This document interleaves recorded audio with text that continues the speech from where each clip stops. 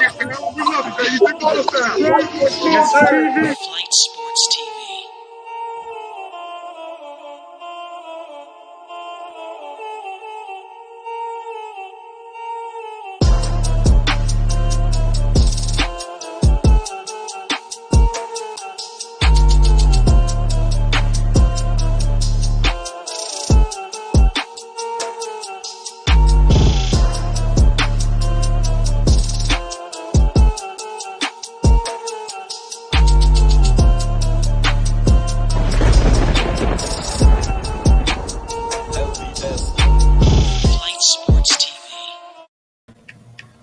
What's going on, people? It's Flight Sports TV. I appreciate y'all for checking with me, man. We got a nice topic for the people tonight. I'm telling the people right now, y'all, listen, it's Flight Sports TV, man. Did y'all check out that shit with Hoop Jargon, man? I mean, come on, you know we killed it. We killed it out there, man. I'm dropping the content for the people. I'm about to drop the link for the people right now as we speak. We got a special announcement. Shout out Denzel Alexander. I got something crazy for the people tonight around 9 o'clock this evening. I'm trying to tell you it's going to be a motherfucking movie. I'm telling you. If you're a Charlotte Hornets fan right now, if you're a Hornets fan, you about to be in for a hell of a shocker tonight. I'm telling the people now. I got something special for y'all, for y'all Hornets lovers. You're going to be in for a surprise. I got a special guest coming for the first time this evening. He's not a part of the circle.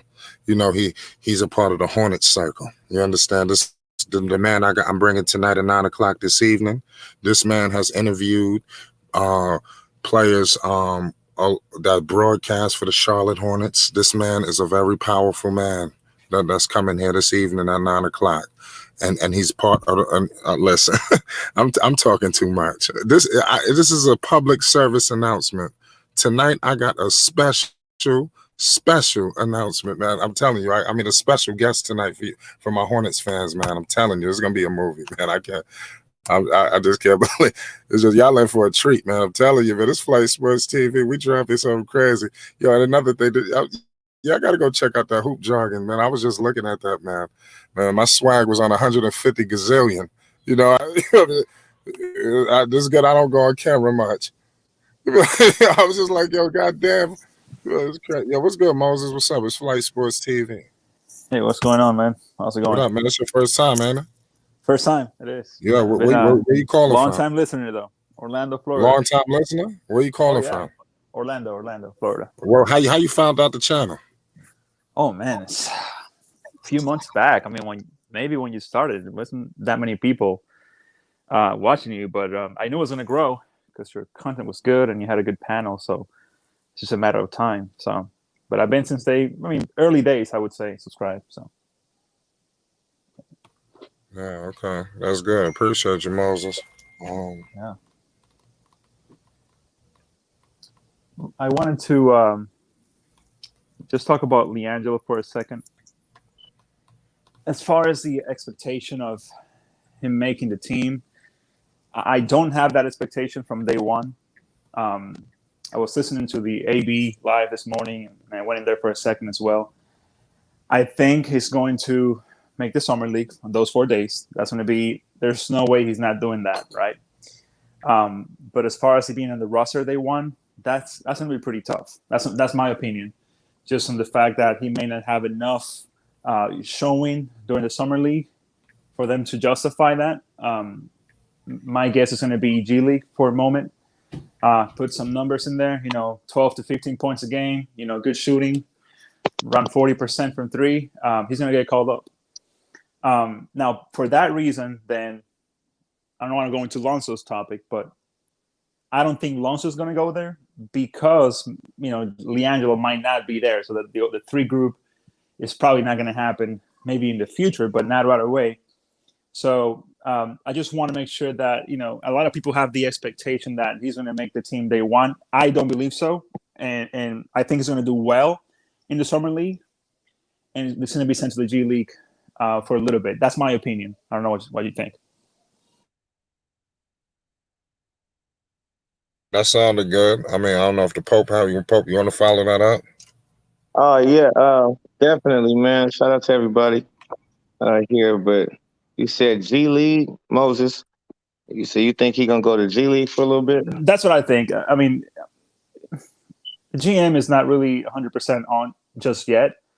And I don't know if he's going to have enough playing time in Summer League to justify him making the team day one. I don't know. That's just my opinion. He may or may not. But it's just, I think it's going to take a little bit for him to actually be called up.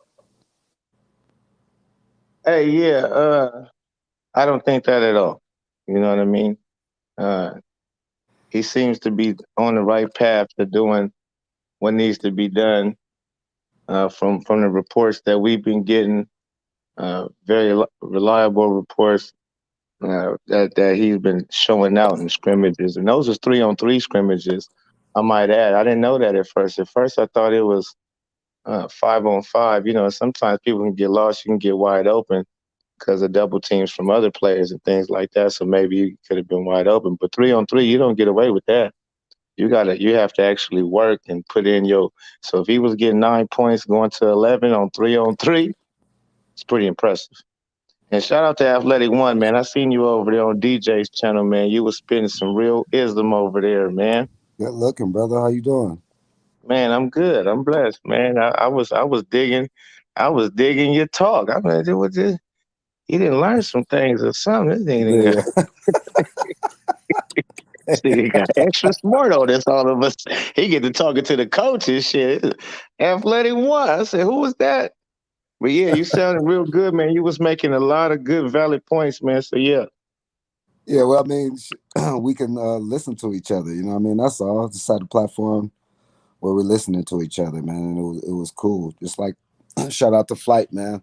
I appreciate it, man. It's, No problem, man. I already know. Big time. Hey, you getting love, man, everywhere. They was giving you big time love over there, man. So big time. Otherwise, I got to double work, check bro. out the shot. Keep doing your work, man.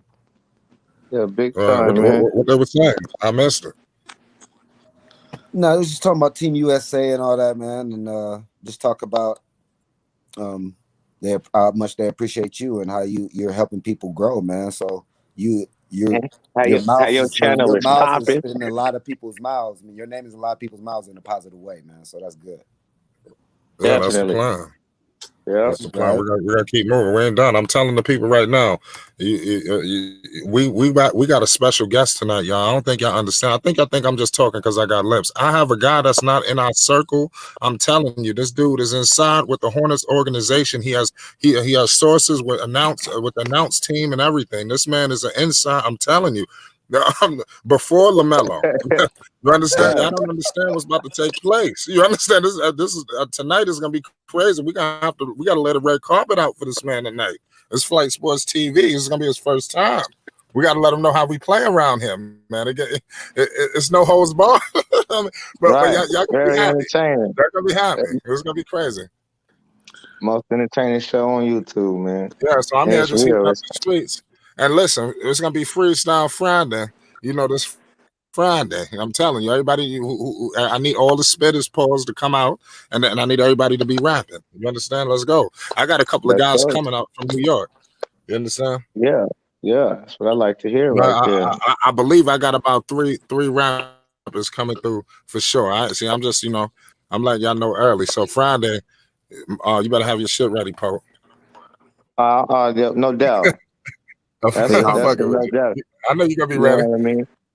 No doubt. You know what I mean? Last night, you know, little hand dog was with me. Yeah. And whatnot. So yeah. So what's your thoughts on hey Vern? What's your thoughts on LiAngelo killing like this as of late? Hey. Did you hear what I said? Hey, what'd you say, Flight? I ain't hear you. I said that what's your thoughts on the news that's coming out that LiAngelo has been killing as of late? About what? Playing out with the Hornets? Yeah. I'm gonna have to move. You already know my thoughts on that. That's what's happening, man. That's what's happening, Flight. That's part of the plan. Okay. DZ, what's going on with you, man? Oh, what's good, homie? What's good? What's your thoughts on this this news that LiAngelo Yeah. LiAngelo has been balling like this. Like I said, you heard the news. Mitch Kupchak said, he's validating his talent, saying that he was a Division I athlete. This ain't just some merry-go-round. You understand? This is a legit talent. You understand? And he's holding his own in workouts. Yeah. So, Yeah, man. so what you think? No, you're definitely right about that. I mean, he's I was saying yesterday, like, people coming out as if LiAngelo hasn't been balling out all these years. I mean, this guy was top scorer in his high school, balled out in Lithuania on limited minutes, and, balled out with the JBA, and he was selected by UCLA too. Let's not forget that. People can say, oh, because he's Lonzo's brother and LaMelo's brother, but they wouldn't just pick a scrub to come and play for them. So he's done all the hard work, and he deserves to be in this spot, regardless of whether it's LaMelo. That's because LaMelo is playing for the team. He's been the rookie of the year for the Hornets, but at the end of the day, he deserves to be in this spot because his hard work got him there.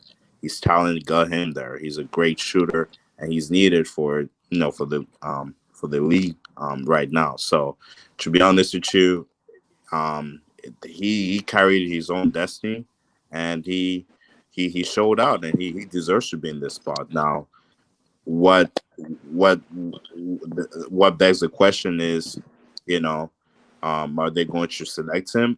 I'm very confident that they are going to, because he's from what Mitch Kupchak said, he said that he was showing out in practice and scrimmages and everything. And from what Lavar told Hoop and I think Dex, he told them, both of them, that pretty much he was killing it in practice.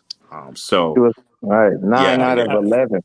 I do have one concern, though. Exactly. So, He said like 9 I out said, of 11. yeah. So practice, if you're doing well in scrimmages and everything, that translates to in-game performance.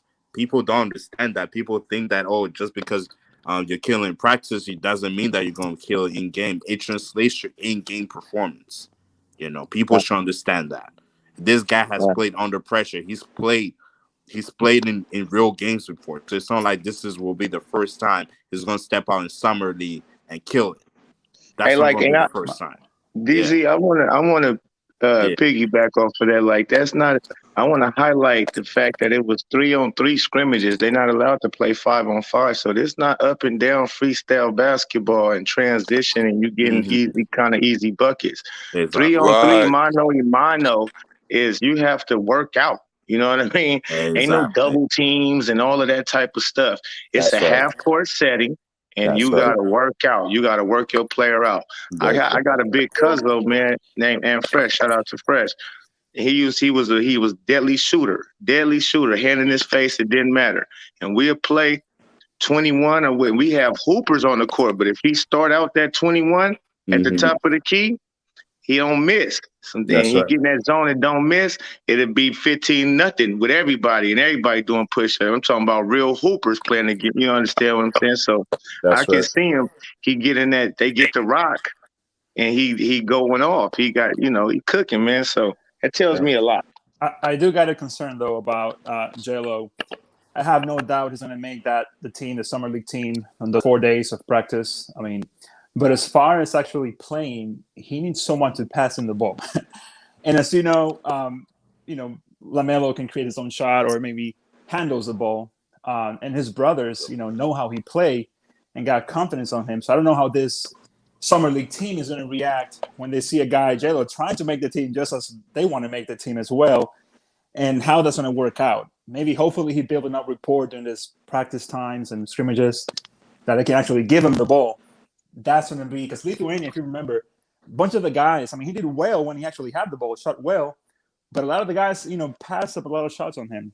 He was open a bunch of times and he didn't give him the ball. So that's my only concern moving into summer league without Melo playing with him. Well, Moses, what I say to that, Moses, is a lot of those cats that's coming in, he already there before them this time. Last time he came in Lithuania, they was the new guys. He gonna be looking at the cats coming in to play for the summer league and try out for the summer league team. Is y'all the new guys? I've been here for a whole month and some change, It's a good point. working out in front of the GM. I already got a one up on y'all. Like not only is LaMelo my brother, but I've been over here cooking the real roster. I've been over here destroying the real roster in 3-on-3. So I already got a one up on y'all. Y'all better y'all coming to my. It's basically the summer league. Charlotte Hornets is his team Go right be now. his. Basically, Let's go be it's his. nobody that we know that's on the Charlotte fellas. Hornets summer league roster Is he starting? except for Jello. Is he starting? Yeah, he most likely will be. I mean, I'm not a coach. I'm just going off of what's in our face is that he has been in that facility playing day in, day out, every day of the week. And yeah, he's been hooping, man. The general What you say, manager Uncle just Vern? told you that he will be. The general manager just told you that he will be the focus. Yeah, man, they going in with the boy, man. Well, I'm telling you, man. Oh, hey, Pope, not going in, going all in. Hey, Cordon, man. Hey, Pope, I'm gonna tell you something. It was like somebody had a gun up to his head when he was. What'd you say? It was like somebody had a gun up to his head while he was explaining that whole situation because it's unheard of to a certain extent, not unheard of, but a very regularly uncommon thing to be doing is putting your brothers on a team. You understand me? Right. But when he was explaining it, it was like somebody had a gun up to his head. Like he was ordered to say that. It's like, how can he explain that? And you see how he explained it, right? All right, I thought he did pretty good. Listen to me.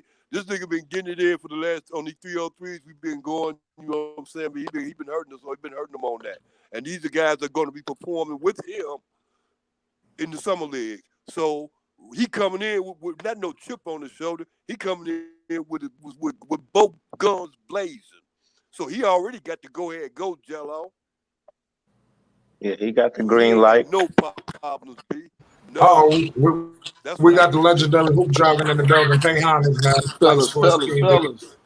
Oh, what's going on? How we feeling, man? Bro, I was just re-listening to me and your stream from yesterday. I like to re-listen to everything. Yo, I was watching it too for a second, man. I was just like that. That was good, man. It was long too. I was like, damn, we went that long. So I was just re-listening and just so happy your stream popped up. I was like, oh shit, let me hop on, man. So I'm rocking with y'all, man. What's up? Yeah, ready. I got I got a crazy show tonight at 9, man. I'm gonna try to make it, bro. All right. Hey, hoop jargon. Yo, I got a Hornets insider, man. Already. Tell you, this dude been rocking with the Hornets before. He done interview announcers and everything. There's gonna be a lot of game. I'm just heating up the streets right now. Hey, that's real, bro. Heat it up. Tell him to get some practice footage. Yeah, what's up? Somebody call me. Yeah, it's the Pope, man. I wanted you. I know you because you've been in that setting to where the draft combine and those type of things. Let the people know that 3-on-3 because Mitch Kupchak had announced that the scrimmages is 3-on-3, and LaMelo over there getting 9 points out of 11 in the 3-on-3. Let them know how that's a much bigger difference than that 5-on-5, man. Well, yeah. So in a 3-on-3 sense, it really shows your personal game more than like you being a team player. So it just shows you got an ability to take advantage of your matchup. You know, more. It's more focused. It's half court. Yeah. Mm-hmm. Yeah. So yeah, that's a very telling sign that those instincts he had to be a leader in California. High school basketball, he still got it in him. And let me put it this way. There are a lot of guys who can't play 3-on-3 at the NBA level because they're, again, on 5-on-5, you can kind of hide a little bit and just be a specialist. So I think that's a good sign that, man, he's killing it on 3-on-3 because you can't really, for lack of better words, you can't hide it all. You got to show your individual game. So I'm just hearing this now, but hearing that the way you set it up, yeah, that's great news, man. Right, because at first I was under the impression when we got word Lavar said he was, cooking them in scrimmage, scoring 9 out of 11 points and they winning. I'm like, okay, 5-on-5 and Jello doing his thing. Cause even a lot of people when they was coming up playing Chino Hills, he'd be open down there or got his man sealed and delivered. But 3-on-3 and you dropping 9 out of 11 with real NBA talent out there. You know what I mean? Ain't no double teaming. You got to really actually go. That's a That's one-on-one facts. situation. That's facts. And that's good. And I will say this going forward now, you still got to be able to play 5-on-5, but they breaking them down, in small sectors. And let me put it this way. When I was in college, we used to do a thing called full court 1-on-1. So that taught you how to play like on ball defense, and you can't hide. Like you got to learn how to control somebody from the point of taking the ball out. If you had to, you got to press them the whole way. And it Correct. exposed a lot of people because it's hard as hell to do. So Mhm. I think you take all this stuff, with a grain of salt, but just understand the development of it. And I think that's a first initial great sign, you know what I'm saying? So, he's unselfish. So I know 5-on-5, I ain't worried about him at all. But it's just showing he can't get exposed when it's 3-on-3. The GM did mention, quote, his fitting right in. I really like that because it means that he's really putting in competition against guys. So that really tells a lot. That's dope. Right.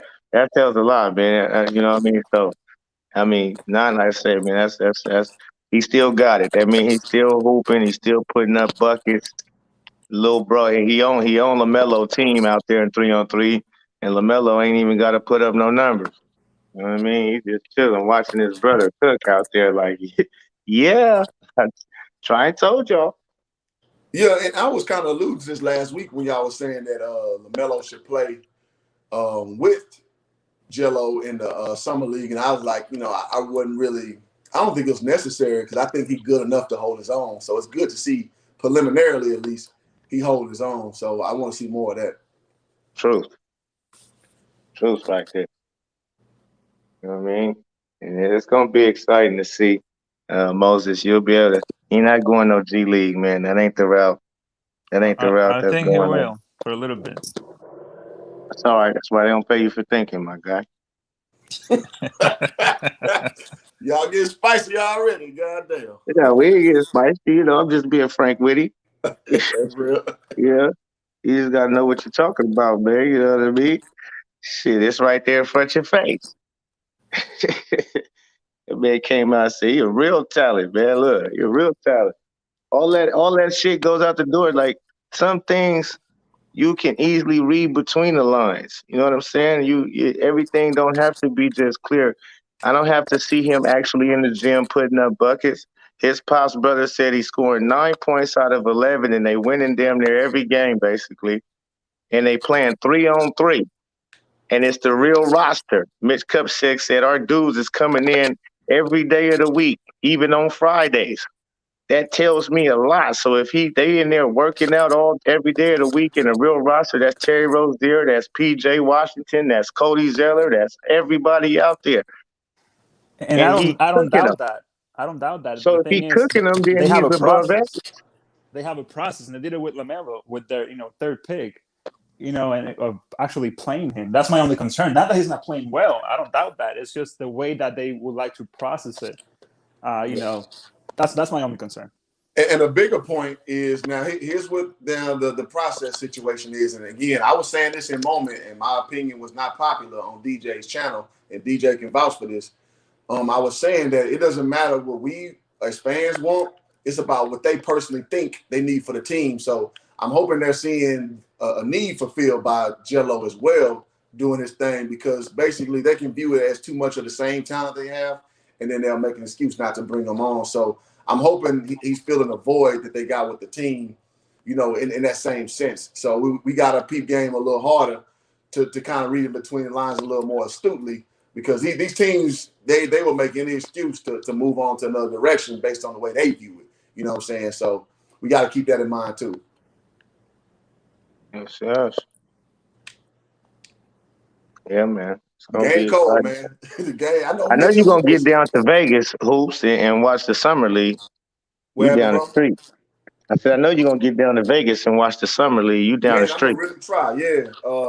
And one of my youngest, man, I had in middle school. He played at UNLV too, out of Texas, Royce Ham. So I'm gonna try to get to Vegas for a lot of basketball. But yeah, I'm gonna try to get down there too for the. It's gonna be crazy. Oh yeah. It's I'm gonna gonna be try to crazy. report live, man. You know what I'm saying? So that stream at the Drew League did well, so I'm gonna try to keep that up. Oh yeah, Thomas and Matt gonna be filled up. Oh yeah. Yeah, it's gonna go down, man. It's But gonna I go love down. this community because everybody gets to react real time to these events, like with his firsthand. Shout out to Dex, opening that floor up.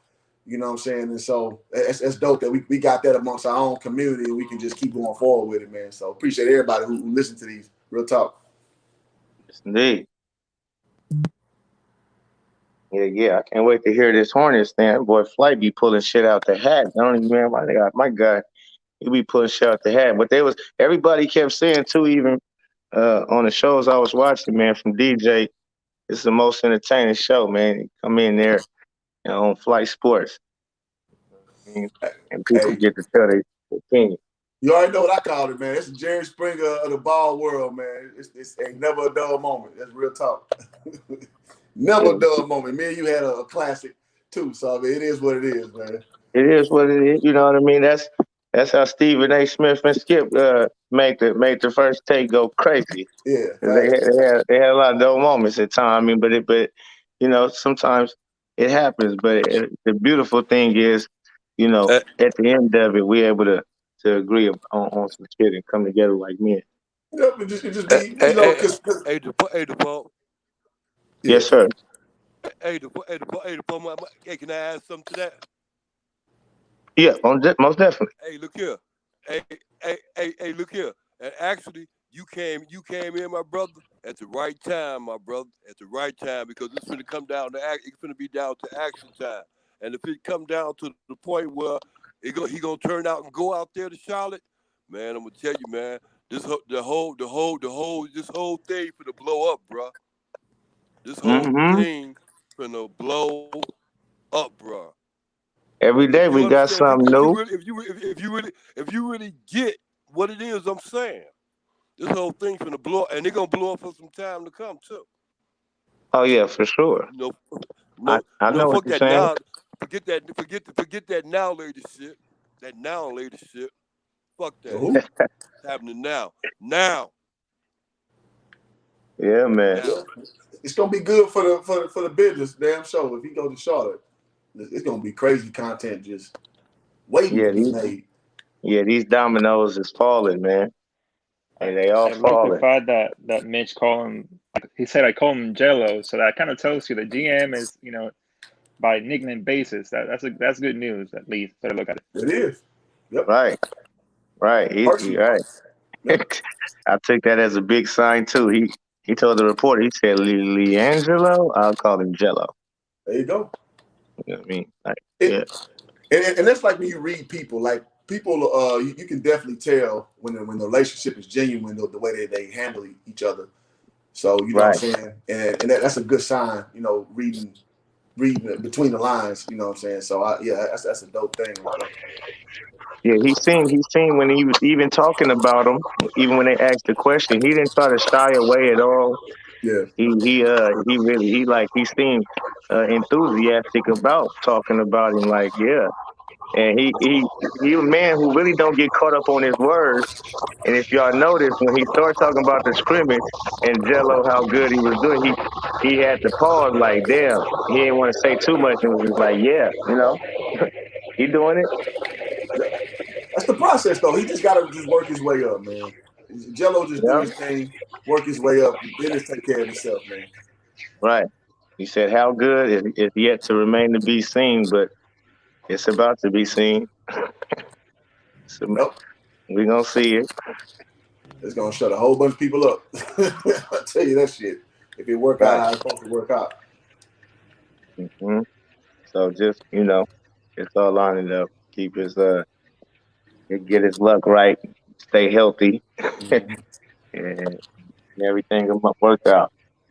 So what do fellas think, like, so if he does make the roster, like, what do y'all kind of see his place being? I see him 6 man, if not started. Just like to me, it depends on this summer league.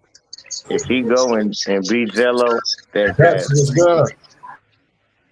What's good, Flight in the panel? Shout out. What up? Good, Derek.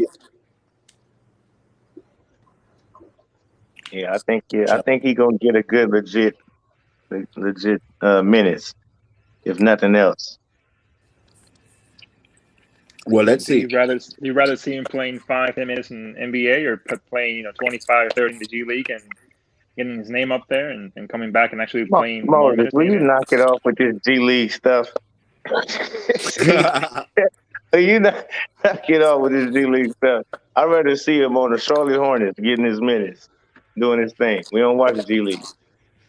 Well, we was already given the inside on the development of Jello and his skills against NBA players. Some signed, some unsigned. And before Mitch Kupchak came and co-signed Jello, Flight Sports TV already gave you guys the ups on that. Now, if you believed it, there was one thing. If you didn't believe it, then that's another thing. And that's why some of the individuals in the chat and maybe some on the panel are regurgitating old info prior to Flight Sports TV breaking the news about Jello up in Charlotte cooking professional basketball players.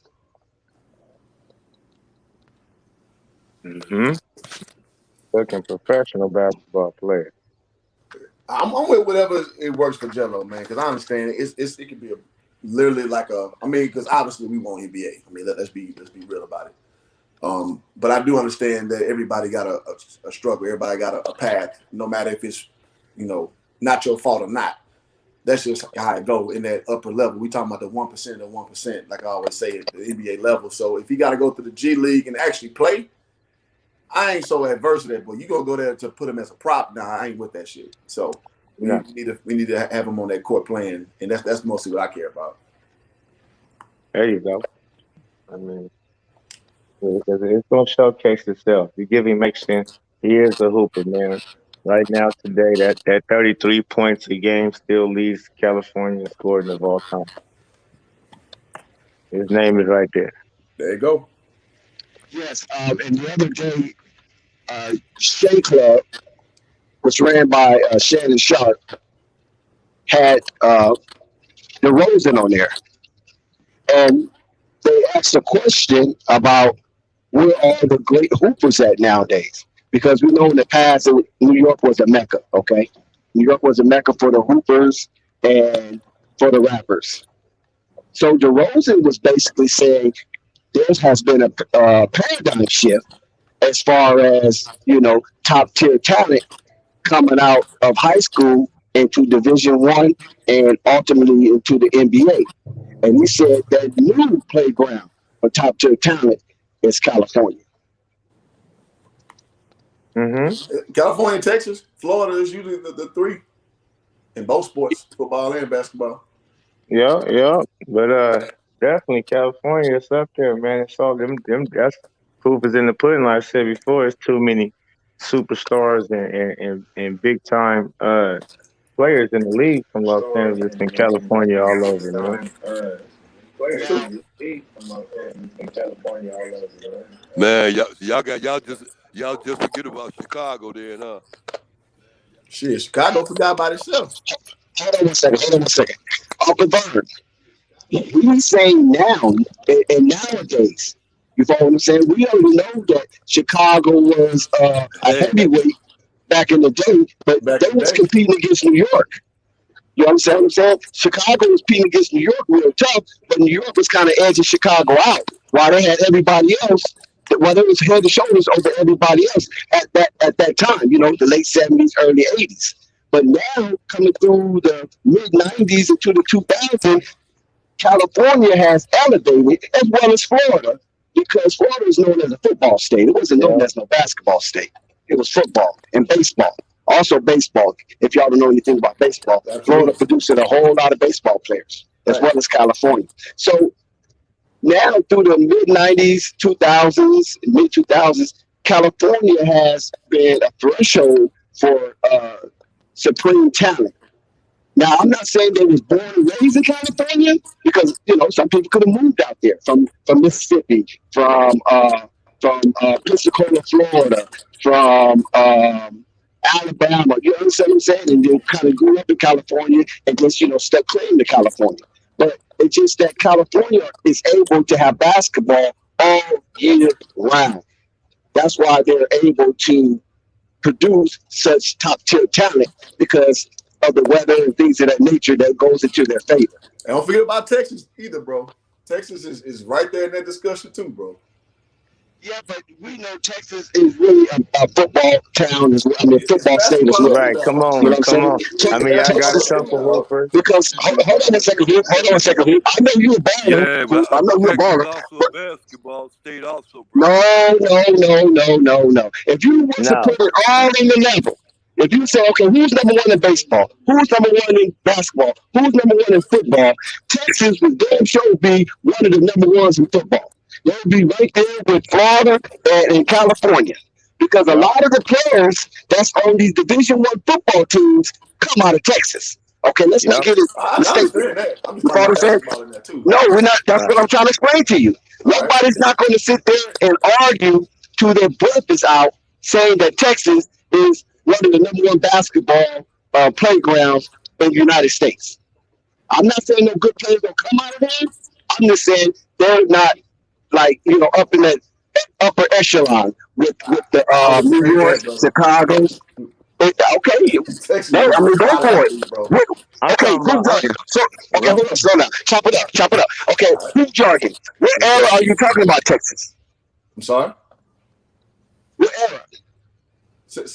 Well, I'm just saying, more or less, I would say if I had to put a number on it from about 2000 to about now. Okay, that's the same with California. Well, no, I said Cali, Florida, Texas. I'm not taking nothing away from you saying Cali. Okay, are you forgetting New York and Chicago? I'm sorry? Are you forgetting New York and Chicago?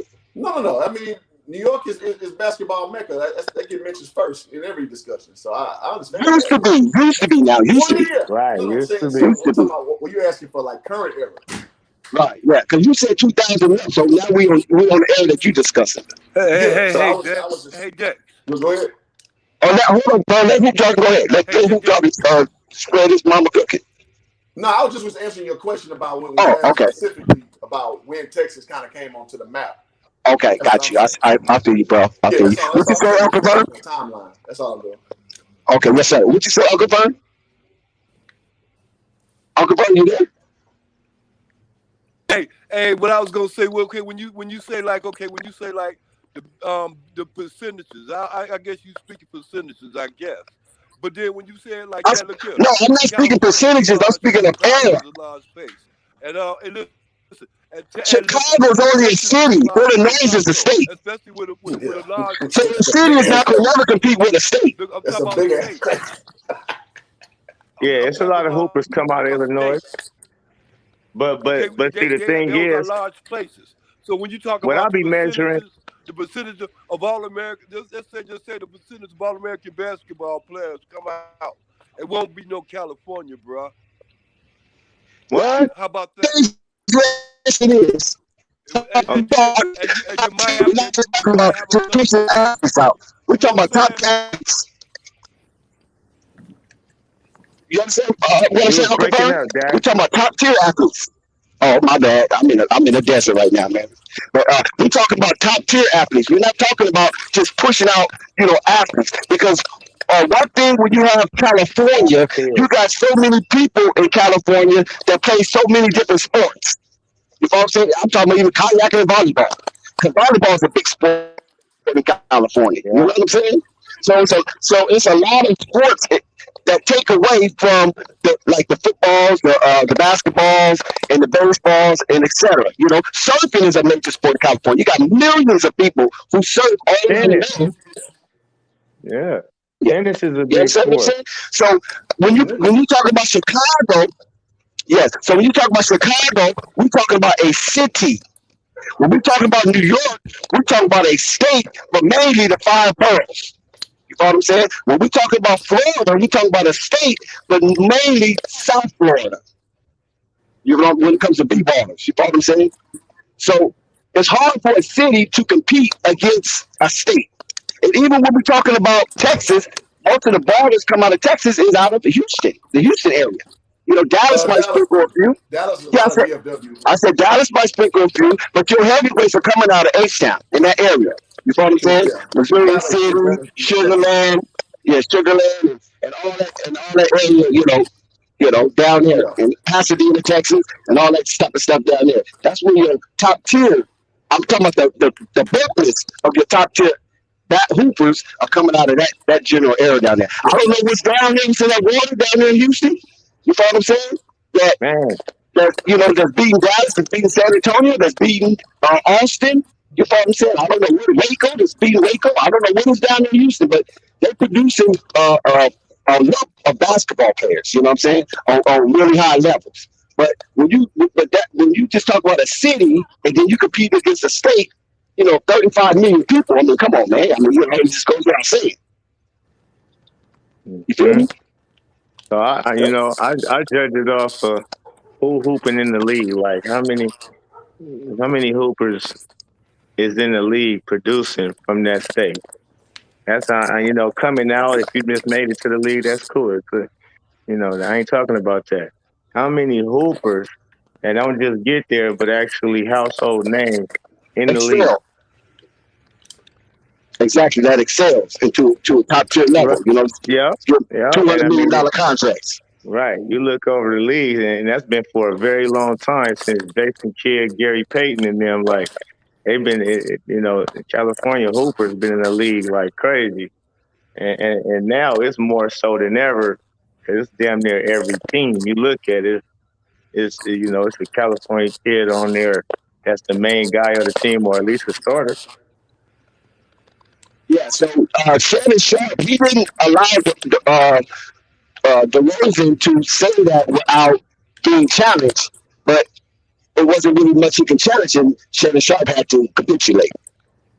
Hell yeah. You got Kawhi Leonard, Klay Thompson, Lonzo Ball, Paul LaMelo George. Ball, DeMar DeRozan, Paul George, Dame Lillard. It's a whole lot more cats. Them just off the top of the dome. Don't forget Harden, Oh yeah, Westbrook. Harden, Westbrook, Kawhi. and them is like superstars. And I'm not even going down to the other cats. The next tier, lower, yeah. Yeah, like for real, them is just off the top of the dome. Like the Norman Powells, and we can keep going. Right, there you go, Norm. Right, you can really keep going. Like a long list of them dudes. They all significant pieces to their team. Mm-hmm. When at one time it was like a lot of New York cats, you know what I'm saying? That even though they might have left New York to play at a prep school somewhere else, but they were still from New York. Hell yeah, Kenny Anderson's, right, the Marburys, Sham God. Yeah. Come on, man, Ray for Hey,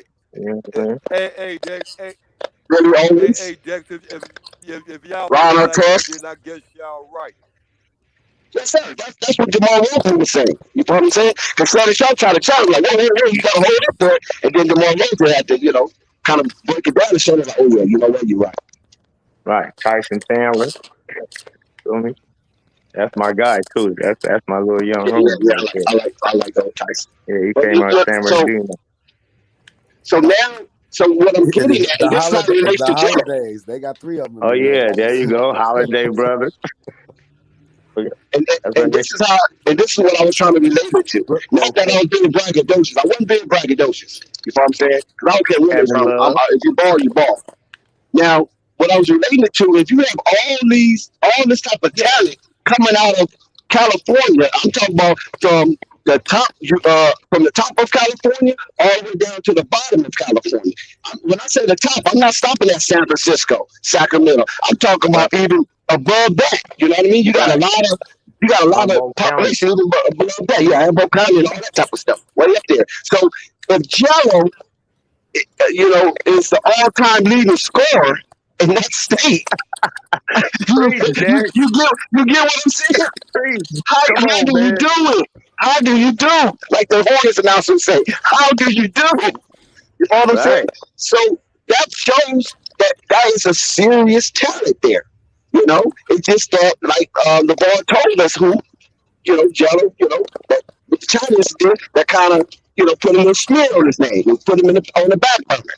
You feel me? Mhm. So Mhm. so that to show you how potent that his talent is, and that's what I was trying to round it off to. Thank you, Man, panel, for listening. hey, man, hey, look, hey. Yeah, you need applause for that. That was good. That was real good. I enjoyed that, the whole rap. And on top of that, to do it all 4 years in high school and to do it with Melo and Lonzo on your team who also taking shots, putting up a lot of shots, and to do it in 8-minute quarters. Yeah, motherfucker crazy. Yeah, AB the Hero have a really nice video, kind of, expressing himself on that situation. I think he was doing it on live, but it was nice the way he laid it out. And one thing about AB the Hero, shout out to AB the Hero, he was up and close and personal with general talent for a long time, not just for a short time, for the JBA and the JBA World Tour. So he's seen how he was cooking, you know what I'm saying, with the talent on the JBA team as well as his opponents. Right. So Yeah. I take AB at his word. You know what I'm saying? Oh, most Because he was definitely. there. Yeah, he was there. Live in color and 3D. Shout out to AB, man. I was on the panel today, chopping it up with AB the Hero and DKM. That shit was live. But yeah, most definitely, man. He even said on there, he said he went and was scoring 60 points against grown men, and not that they was blowing the team out, but they actually needed that 60 points for them to win. Like, so he They hit need the clutch every bucket. buckets. Yeah, he hit the clutch buckets. He not. It ain't like he just, they front running, and nah, they was in battle with cats, and he was putting up 60. That's impressive. That's impressive. I don't give a fuck how you slice it. And so Flight Sports TV, when you have guys like AB the Hero, when you have guys like Ball Facts, who was putting out this type of information before it was popular and before it was relevant, and then you go back and look at it, and you got to say, you know what, these guys really putting in their work, and they recognize Flight Sports TV, how Flight Sports TV is putting in his work. So shout out to everybody under that umbrella of new media. Oh, really? Yeah. Thank you, man. Shout out. We be doing it, man. Hey, Shout you out to bring AB it the back. Hero in here, man. It's Flight Sports TV, man. We got to pay homage, man. Yeah, that was dope. I mean, he was kind of trying to put his mind around what I was saying about how they need to go ahead and draft Eli Scott and trade for Big O. That'd just be too much flowers to Lavar Ball that the media have to eat it. And I'm trying to tell him, man, like, hey, they about ready to give them their flowers, because at this point too, especially since after Kwame Brown, the Bus Life, they numbers took a hit. Okay, hey, look, hey, yo, Pope, AB the Hero, put something in the chat. I didn't even know AB the Hero was in the chat or even, listening right now. So shout out to you, my good brother. But you said you got to break up California into different areas. Southern California, Northern California, and the Bay Area. Would you explain why you mentioned it like that? Right, I mean, you did break up Texas. No, you can't break up You can't that. break Stop up. playing. No, you can't. I mean, if you're gonna break it up, it's northern and southern. That's about it. The Northern California is Break up bad. Texas. Is bad. What you gonna make? You want us to go back to Mexico? AB the Hero to Southern Cali. you want just AB want us to do the Mexico thing, huh? AB, you need to jump on here with that one, AB. You need to jump on here with that one. You need to explain yourself. Yeah, you can't break that up. You need to jump on here, my brother. Yeah, because I ain't heard that one. He said we need to break up. No. In the Nah, three because parts too, not just two. It's the Southern California champ against the Northern California champ, which makes you the state champ. So it's Exactly. it's no Correct. breaking it up. Can't break that up. Right. Nah. We got a nice rival popping. And it'd be for real. It'd be exciting, man. Well, is it at Compton Dominguez Hills? That's where it's at, right? That's where it used to be. State championship right there in Compton. That's where it used to be. And before them, it was Crenshaw High. That shit was popping. Crenshaw I know High was we them went there niggas my was junior crazy. and senior year. We went. Yeah. Shit. I don't know if y'all And remember football, when Dorsey Westchester was used to nice too. kill. We played Dorsey first game of the season every year. Lincoln Yeah, against Dorsey. Yeah, I know. yeah. Dorsey we produced. played at Dorsey. That school was at that. It was at a dead end, bro. That shit was Oh yeah, crazy. you in jungles. Yeah, that's the Yeah, we was in jungle the hood. jungle. We Yeah. drove bus down the dead end, came back. All them dudes was out there. I'm like, yeah, we in it right now. I remember when Westchester was nice. When they had Hassan Adams and shit. That's a good little era. Like that's like when social media was taking over and shit. I remember like Darius Miles going to their games and shit when he played for the Clippers and shit. Like they had it popping, man. Right.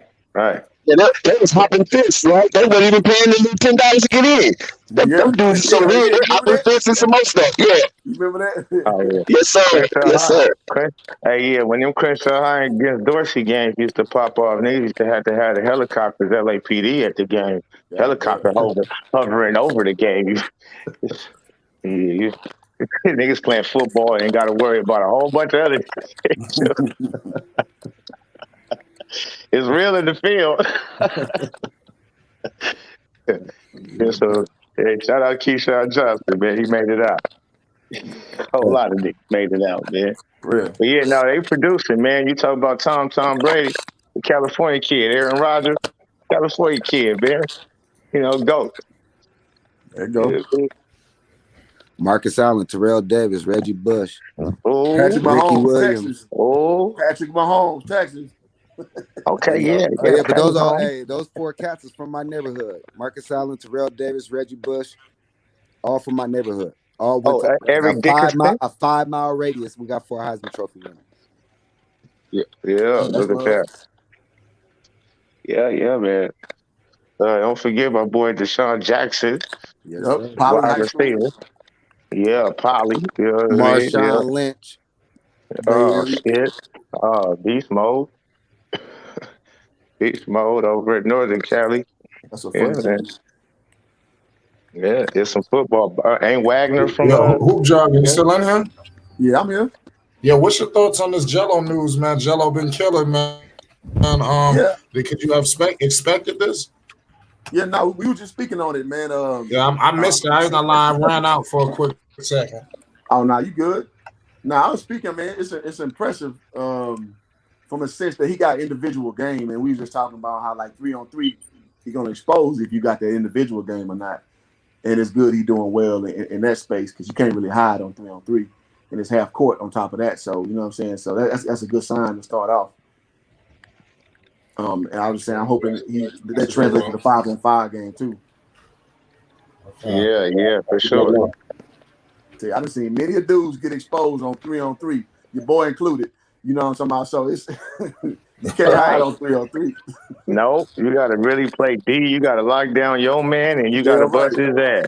Damn right. You can't hide, man. So you can't do that. Hey, help. Now you know help, nigga. What you mean? Ain't no help fight out here. How? You better sit down in them stands and move your feet, nigga. Damn right. You understand me? So yeah, that's impressive. It'll humble you real quick, man. Playing 3-on-3 now. Again, obviously the pro game is 5, but you know, just in a sense where you just gotta see what you got, you know, amongst guys that you're competing with, and that's a good way to measure. You know what I'm saying? So yeah, right. Man. And when you wet like how he wet, that's because this. I'm telling you, I play with my cousin. I got a cool 3 ball I can hit, but I'm not wet like that. Cuzzo wet like crazy. And we play 3-on-3s. You know them times you get to the gym early and cats ain't all the way showed up, but the hoopers is there ready and do it. All right, well let's run 3-on-3 till everybody get here. Man, it'd be real hoopers. We played the 21 3-on-3. Cuzzo didn't hit all the shots, man. You know what I'm saying? We ain't had to do nothing. Hey. If you got we just play defense. Right. If you play 3-on-3, Pope, if you play 3-on-3 post to 21, you gotta be in shape. We just playing like 3-11. No, I'm saying sometimes we would play 21. I'm saying sometimes we would play 21 decks, right? And if Cuzzo started out, you know, at the top of the key to break, and then he gonna hit three, check up. And when you check up, he gonna hit you in your face if you up close. Or if you back up, he gonna hit you, man. That jumper was something different. So it hit. I done seen him. I'm talking about many times from Venice Park. We go to Venice Beach. Wherever we go, all over. We done been in Chicago hooping. We done it in New York. That nigga starts out and fire him up. You know what I But mean? you said going up to 21 though. That's a Now, lot for 3-on-3. now I'm saying You so said, when we play 21, oh, you played like 21. Oh, my bad, my like bad. sometimes either we play Yeah, 21 that's right. That's right. If it's odd or we numbers, yeah, play if it's three odd on number. three. Right, yeah. Yeah, Okay, we play I hear what you're 21 or saying. we play 3-on-3. Yeah, we play I thought you 21. said, Sometimes that dude to get to 15 because if you don't got 6 by the time we get to 15, right, somebody get you're to out, 15. eliminated. Yeah, it's Yeah, you over with. eliminated. So yeah, he'll hit 15 on us, man. If he get the break, and I'm talking about against real hoopers, Right. real What, hoopers. what, I, what I thought you said, Pope, was you play 3-on-3 to 21. You know what I mean? Like Nah, the game is 20. Okay, yeah. yeah, we That's just what I was going like, man, you 11. got to really good shape. Yes, sir. Yes, sir. Yeah, we just going 11. But I can see Jello doing that out there, 3-on-3, and he just get a ball over there and he not missing. They'll swing the There's ball always on that over one cat, to huh? him. Right, it's that cat. He not missing, and Yeah, he ain't he probably missing. doing You're like, somebody guard him. I ain't got no points yet. Somebody guard that right. fool, man. Hey, because it ain't even just that. You gonna get to the hole, when that jumper wet, you make a head fake, a cat a jump on that. You know what I'm Right, saying? You can right. make a little head fake pump type fake. You can be real, even with your dribble, act like you about to shoot and pull up. A cat a jump Yeah, on that if you already hit him for 2, 3 in a row. He right. he Right. gonna bite, and then you go right Birdie. around him 3-on-3 bucket, easy Birdie. layup. Yep. Got a You know what I birdie. mean? Yep. You got Yeah, man, we gotta pay homage, man. We got the legendary ball facts in the building, the legend himself, man. We gotta pay homage around here, man. It's Flight Sports TV. All facts. ball facts in the building. What up? What Yeah, up, Ball man. Facts? Yeah, Hey, man. I wish that we could have got AD to hero up here to explain himself, man. He Man, I tell gave you us a what, land. I tell you He what, ducked off on that one. we need to get everybody in the building when free agency start when it go down. Y'all know what I'm talking about. You know, Right. yo, Right. everybody, we need to have a conference when this shit is over. Yeah. I can't wait for Lonzo's trash to give me my $50. Cause it's Oh looking man. sweeter and sweeter. Charlotte? Yeah. I don't know who he's gonna be. It might be the Pelicans. Man, I for some reason I think I'm gonna be here with the last laugh, man. I'm telling y'all, man. If y'all thought it was crazy before, let him sign with the Knicks. It's gonna be lights, camera, action. I'm telling you. I Oh, think, right. You know I what, think Flight? you, I think you know I don't know something. what's I gonna think you know something we don't know. When I hit the You know something we screen don't when he know. said I went to Knicks and I hit the line, I don't know what I see. I really don't know. You Well, understand? Flight with your connections right now, homie. You keep saying that. You know something we don't know. Why don't you say it? Look, come on, man. Come on, man. It's Flight Sports TV, man. Your Flight. Brother Dante, he put out a pretty nice video on how to pay homage. on how the Pelicans, open up that money. Hey, I know if you want to ask me, I can tell you what it's going to be.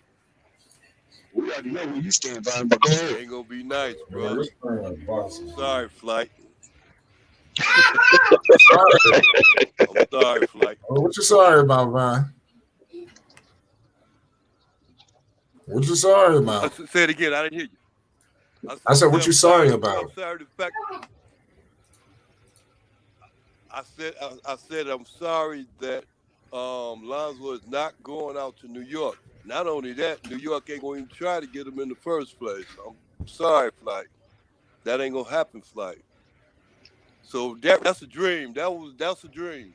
We'll see. That was like that dream. We'll see. Hey, Flight. Hey, Flight. That was like that dream DJ had about him going back out there with the Pelicans. You niggas, y'all, I don't know. What is y'all dreaming? What y'all taking, man? Hey, Lonzo's the number. Hey, Ball Facts put out some stuff that Lonzo's the number 3 rated free agent right now. I saw that. He's number 3 rated free agent. That means something. That says something. This the list, my brother. This the list. You said Alonzo's number 3, so you got how you have it. I already see it, but I want you to explain that. Oh, Ballfax put out a list. So Right, it yeah, was I see it. yeah, it was who was number 1? Kawhi, Who was number 2? Chris Paul, Lonzo, and then no, Lonzo number 3, right? Yeah, Lonzo was number 3. Okay, Kawhi, Chris Paul, Lonzo, and who else was on that? Kyle Lowry finished out the top 5. He was number 5. Okay, got you. You remember who was number 4? No, I don't. Oh, okay. Yeah, I saw that list. I think Chris Paul was number 4. CP3 was number 4. I thought CP3 number 2. Kawhi. Yeah, CP3 number. Kawhi, CP3, then Lonzo. And who's after Lonzo? Who's number 4? Damn, who was number 4, man? I forget. All I seen was Lonzo was at 3 and was like, yeah. I think it's Kyle Lowry though for sure. Kyle Lowry. I want to say Kyle Lowry at 4. They got Lonzo ranked. I just knew he was ranked over him. And then who's number 5? Saying Kyle Lowry was the top dude. Not sure. So basically, you got 3 point guards. That's what I'm trying to get at, right? I think Schroeder was in the top 5. Oh, Schroeder. So you got 4 point guards? I think so. Schroeder was in the top 5? I think so. I think it was him. Let me go check that. Let me go check ball fast. Yeah, check that. I can see that. Because I really don't even know who. I mean, it's not too many big time names that's in the free agency. So, I saw it earlier today too. Yeah, it said Kawhi Leonard, man. He might be going. Ain't no telling what he gonna do. Yeah, he had to turn down that money so he could sign that long term deal. He's staying with the Clippers. They could pay him the most. Yeah, I would say that too. Yeah, things be looking good other places sometimes. Well, shit, they went to the Western Conference Finals, man, hurt. Think if those dudes was healthy. They have the ring right now. Yeah, but I just don't think him and PG float. I think that's what it's mainly his supporting cast, man. It's the PG good for sure. Like he's a hooper. He is who he is. But they game together. It don't flow like that. I think they play like isolation ball too much. Yeah, they do. It's like either Kawhi turn or it's his turn. That's not the way. That's why Kawhi was screaming for a point guard for the last 2 years. Right? No, but like I don't think they got Rondo and didn't fix it. Whenever Kawhi got hurt, they started playing as a team, and it looked like it flowed more, and everybody got involved. Yeah. Oh, I got it right here. It's Kawhi Leonard number 1, Chris Paul number 2, Lonzo Ball number 3, and John Collins number 4. That's what Ballfax got. Yeah, there you go, John Collins. Who number 5? Number 5, right? Okay, 5. John Collins got to get paid. Okay, so Zoe number 3 on the board. Tell us about it. I remember they was talking about he was a bust. Exactly. He number 3 on the board. And that's according to general managers, right? They compile that list through general managers. Right? So to go back to Uncle Vernon, and what he was saying the flight. So you got Chris Paul and Lonzo Ball, and you got the Pelicans opening up their cap space. They're going after one of those two, right? Either keep Lonzo or pick up Chris Paul, and New York get the other one, or what? What's going on? Because New York is still the bully with the Bucks. According to reports, New Orleans got their eye on Kyle Lowry. That's why they opened up that 25. Kyle Lowry want 25 to 30 mil. He don't care about winning. He want the bag. Brother, if Griffin picks up Kyle Lowry with a bunch of money, he's out of there in the first 4 games of the season. Right. So, but they want to give somebody a 2-year deal. They don't want to give somebody a long-term deal. So they're trying to win now. So if they're thinking Kyle Lowry now for 2 years, they make the playoffs for 2 years. But isn't Kyle Lowry damn near half a season from being washed? I don't know. He's 36, but he made the All-Star team. He averaged 18, Right. 8 and 7. Hey, So that's he, he got 2 he more had a good good years he had left. a good season last year. Yeah. Okay, but Pope, who was there for the Raptors? Who was there? I mean, it's not like Because Kyle Lowry's gonna be Siakam was like the out, main right? ball They handler. had the squad. Van Vliet. They had. Van Fleet, and that's what I think. They had all. Yeah, They had everybody. Yeah, Van Siakam Fleet. was out. I think Siakam was out. No, he was Siakam he was played. there. Yeah, he was there because he played against LaMelo and them. It was hard to stop the boy. He was Siakam? doing his stuff. Early? Yeah, You talking about early in the season? No, I think he got a season in injuries, didn't he? I mean, he might play early in the season, but he wasn't there like doing All-Star break and after that, right? No, I believe he was. I believe he was up in there. He's playing on Team USA. He had to be playing. Like, if he was hurt out for the whole year, he wouldn't be playing on USA team. Siakam on the USA team, man. He's from somewhere else. Yeah. He on the USA team. One of them dudes from Toronto on there. Oh yeah, not Siakam. Siakam is from somewhere different. He'll be playing for his country. He might be playing somewhere though, but I mean, is he from France? Is he France? See, I know he's African. I know he's African, but I wonder did he come from France though? I don't think so. I think he came from Africa. I think he came from somewhere out there like that. Yeah, okay. Pascal Siakam. Okay. Yeah, one of those dudes. Who's the other dude? That's a baller on Toronto. He got that. He played with Lonzo, I think. On Toronto? No, ain't nobody played with Lonzo on Toronto. The cats that coming into they with played Big O. against each other. They played against each other. They played with each other on the AAU team one year. I think it was when they were really young. What's his name? He plays for Toronto. It's Siakam. Who's the other big boy? That balls. He just got paid. Oh, you talking about OG Anunoby? OG Anunoby, yeah. Oh, Anunoby. Oh, okay. OG Anunoby. Didn't they play with each other on the AAU team? I'm not sure play with Ball, the Ball family team. Yeah, I'm not sure about that. That ain't the one you talking about, Big O? Yeah, that Big O. No, I ain't talking about Big O. I'm talking about. All right, you just look it up. You'll see exactly what I'm talking about. It's on YouTube. They played. And they played together. It was like a traveling AAU team, and they played on the same team with each other. Oh, okay. Lonzo was Miles Bridges on that team? Was Miles Bridges on that team? I can't confirm. I'm not gonna say yes, but I know those two played together. Oh, okay. That's cool. That's what's up.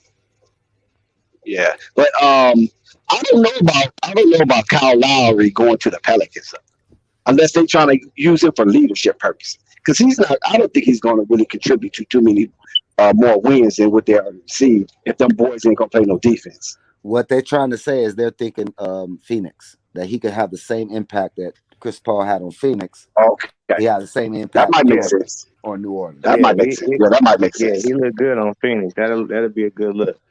So basically, Phoenix is pushing Chris Paul away because they want DeAndre Ayton to qualify for that rookie extension, right?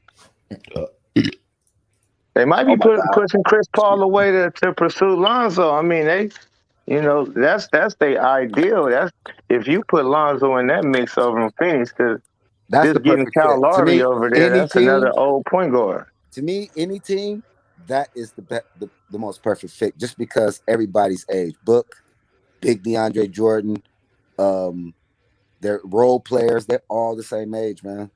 And Imani Williams, coach. Wait, hold on. What team did he just say? Phoenix. Son. Okay, DeAndre Jordan played on Phoenix, though. Who? You said DeAndre Jordan. No, he probably meant 8. Right. Okay, he meant 8. Okay. All right, there we go. Yeah, and Imani, man, they should have gave Ayton the ball more, but that's neither here nor there. He's a player. He's a player. They should have fed him. They gave him the ball more. It'd have been a different series. Not saying it would have won. Hey, y'all see that play when your boy came down the lane and bumped him, kind of almost ran him over. From that play on, he was a deer. He was in the deer, man. Like he was gone, man. He was starstruck. He couldn't handle deer headlights. Yeah, deer headlights. Yeah, it was. Wow, that's crazy. When your boy ran, like just boom, boom, ran right into him. He gave him a shoulder. He wanted to take the charge, but he turned and gave him the shoulder. I was like, oh yeah, it's over. That's fear. That's fear. It was over. Yeah, you might be right, man. What's it blocked the alley? Yeah, the first time in the playoffs. Antetokounmpo blocked the alley? Yeah, man, that was big time right there. That young fella was looking at that dude. Time. Was like, damn, man. All right, that was probably one of the most dopest blocks I ever seen. For sure, like that.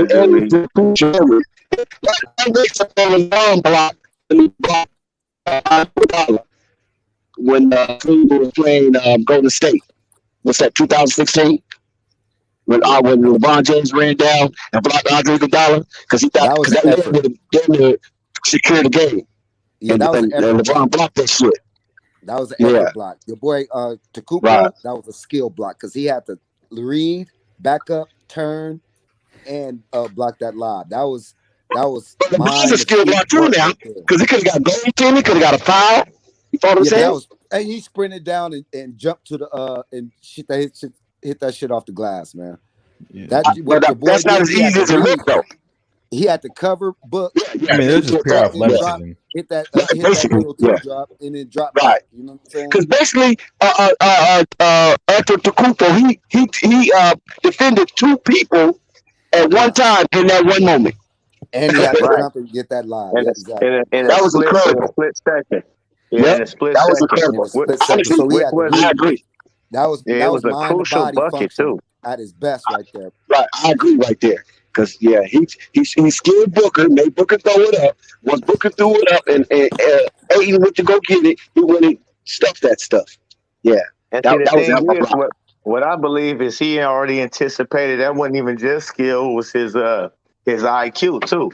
His IQ told him he already knew the play, so he knew they was doing that roll, and Ayton was going to roll to the basket. So he faked on Devin Booker, and kind of like, yeah, go ahead and throw it. That's your only option that you got. So he was prepared for that shit. That's interesting. Preparation right prevents poor performance. Right. That was You might have a point there. Because usually when you do that, right, somebody supposed to have Antetokounmpo back, right? The back was that back drop. His help side, but nobody, was there. He seen that Lopez was out of position, right? See, and that's not the first time that they didn't call Lopez out of position. So he was. That's what I mean. That's a teammate. That shit was an amazing play because he read all of that. Damn, you out of position. They about to try to throw this lob. He got Ayton rolling. He like, all right, if I just throw a little fake on Booker, he gonna toss it, and he did. So he did what I wanted. Got you. He sacrificed because he could have got smashed on. He could have got banged on and could have been an air one. And he could have got an air one. And he did that shit so clean. I was like, yeah, that was crazy. And gave DeAndre Ayton his confidence back, right? That would have been a confidence shot. Exactly. Right, that went to the whole team. It's on now. Yeah. I agree. Yeah, they probably would have won that game had they got that lob off. You see how quick the tables turn in sports? You see how quick the tables turn in sports? That's almost like a home run play, a walk-off home run play, because like that time when the Dodgers beat the Oakland A's when Kirk Gibson hit that home run when he was limping. And that turned the whole series around. The Dodgers won the World Series that year. Yep. And that's almost kind of like that. But just gave them so much momentum that the Suns couldn't overcome it. Man. And you know what I think, too, was crazy? If that was Lonzo, they probably know it's too late. If that was Lonzo throwing that lob, because he would have got it there a little faster. He lobbed it too high. He left it floating too much. Got too much air under it. Yeah. Right. See, what you got to know is this is Antetokounmpo. So I gotta throw that motherfucker ASAP. Like I gotta guard it over to him. If he would have guarded it to him, he would have smashed on Antetokounmpo. But he floated it, just gave Antetokounmpo just enough time. Right. But on me, put a LaMelo. But Booker's not known for that. Yeah, Booker's not known for really passing the ball anyway. So, that's where I think he got exposed. It's like he could score, but he's a scorer. Like he had a lot of turnovers. He made a lot of mistakes as far as making the right play. You know what I'm saying? Man, in crucial moments. In crucial moments, he didn't have that. He didn't have that. You know what I'm saying? Now, do any of you guys remember that time where Lavar Ball and Zion? It wasn't no design play. Lonzo Ball just saw something and he like flickered his wrist like ooh, real quick, and Zion broke and he threw that ball so fast and Zion ducked it. You guys remember that? He just flicked his wrist real quick. Yeah. He do that. That's what I'll be looking at too, like how easy they be throwing the ball down They the just court. look at each other. They said, "What Zion said?" He said, "I just look at Zoe. I just look at him, and I know he always know where to throw it. Look, exactly. I just go get it." Because that's the quarterbacking of what he do, man. He put the ball. Sometimes he throw you open. Him and his brother, they throw you open. They throw it to a spot where you need to be at. And you catch it and be like, if you notice how many times them cats be surprised when they throw those long ass passes and the receiver at the end of that catch, man, be like, damn, did you really like just get that to me like on the money? Let me go ahead and lay this up, man. Thank you. I knew the impact of the young man when Kuzma left. All right, Kuzma will average 18, 17 the 2 years he had Zoe, and then boom, done. Now they talk about it like the kid can't play. If he goes to Sacramento somewhere, he'll average 20 because the dude can play. Now ain't no weakness in his offensive game. He got that runner sky hook. He got the game around the rim. He can shoot the three. He just needs to get back in a team that's gonna give him the rock. Kuz can play. No, yeah, Kuz can play for sure. He can play. Kuz is one dimensional though. This is what the Lakers was complaining about. And with Lonzo, you could be one dimensional because Lonzo was covering the other aspects of what Kuz was weak at, and that's why there was a good tandem, a good young super tandem. Because that's what they were, a young super tandem. Kuz was going to have to get treated like Jordan Clarkson. They're just going to have to let him come off the bench and let him cook. Hey, get your 20 shots in. I don't care how you do it. Just shoot. Hey, but see, look, too, and think about this. Because the way Lonzo used to do and why people can really work out with the style of play he played, because he'll give it up to you so fast in transition to where you end up having a one-on-one with somebody and you running full steam ahead. You got that. You know what I mean? Exactly. And so now the hero, come jump up on this, AB. AB, come jump up on this, man. We can't let you get away with backing up California like that, man. You know what I'm saying? You got because there is a petition. Honestly, I don't know if you knew this or not, but there is a petition going around in California that they want to, the Northern want to annex from the Southern. You know what I'm saying? And then the Central Valley, like the Salinas Valley, where all the farms and strawberries and produce and stuff, they were trying to succeed as well. You follow what I'm saying? So that is a real thing going on in California right now. So by him putting that up there like that, I wondered, was that the gist of what he was getting at? So AB, man, come on up here, man, if you got time, man. Just really quick, man. Bless us with your presence. Yeah. They break up the state.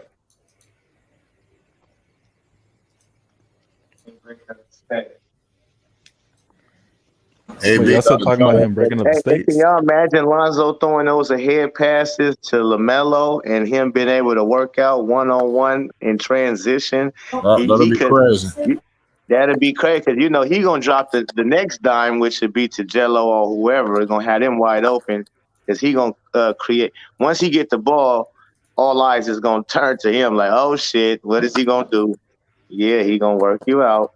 Even if he throw it back to line, yeah, it's going to look nice, man.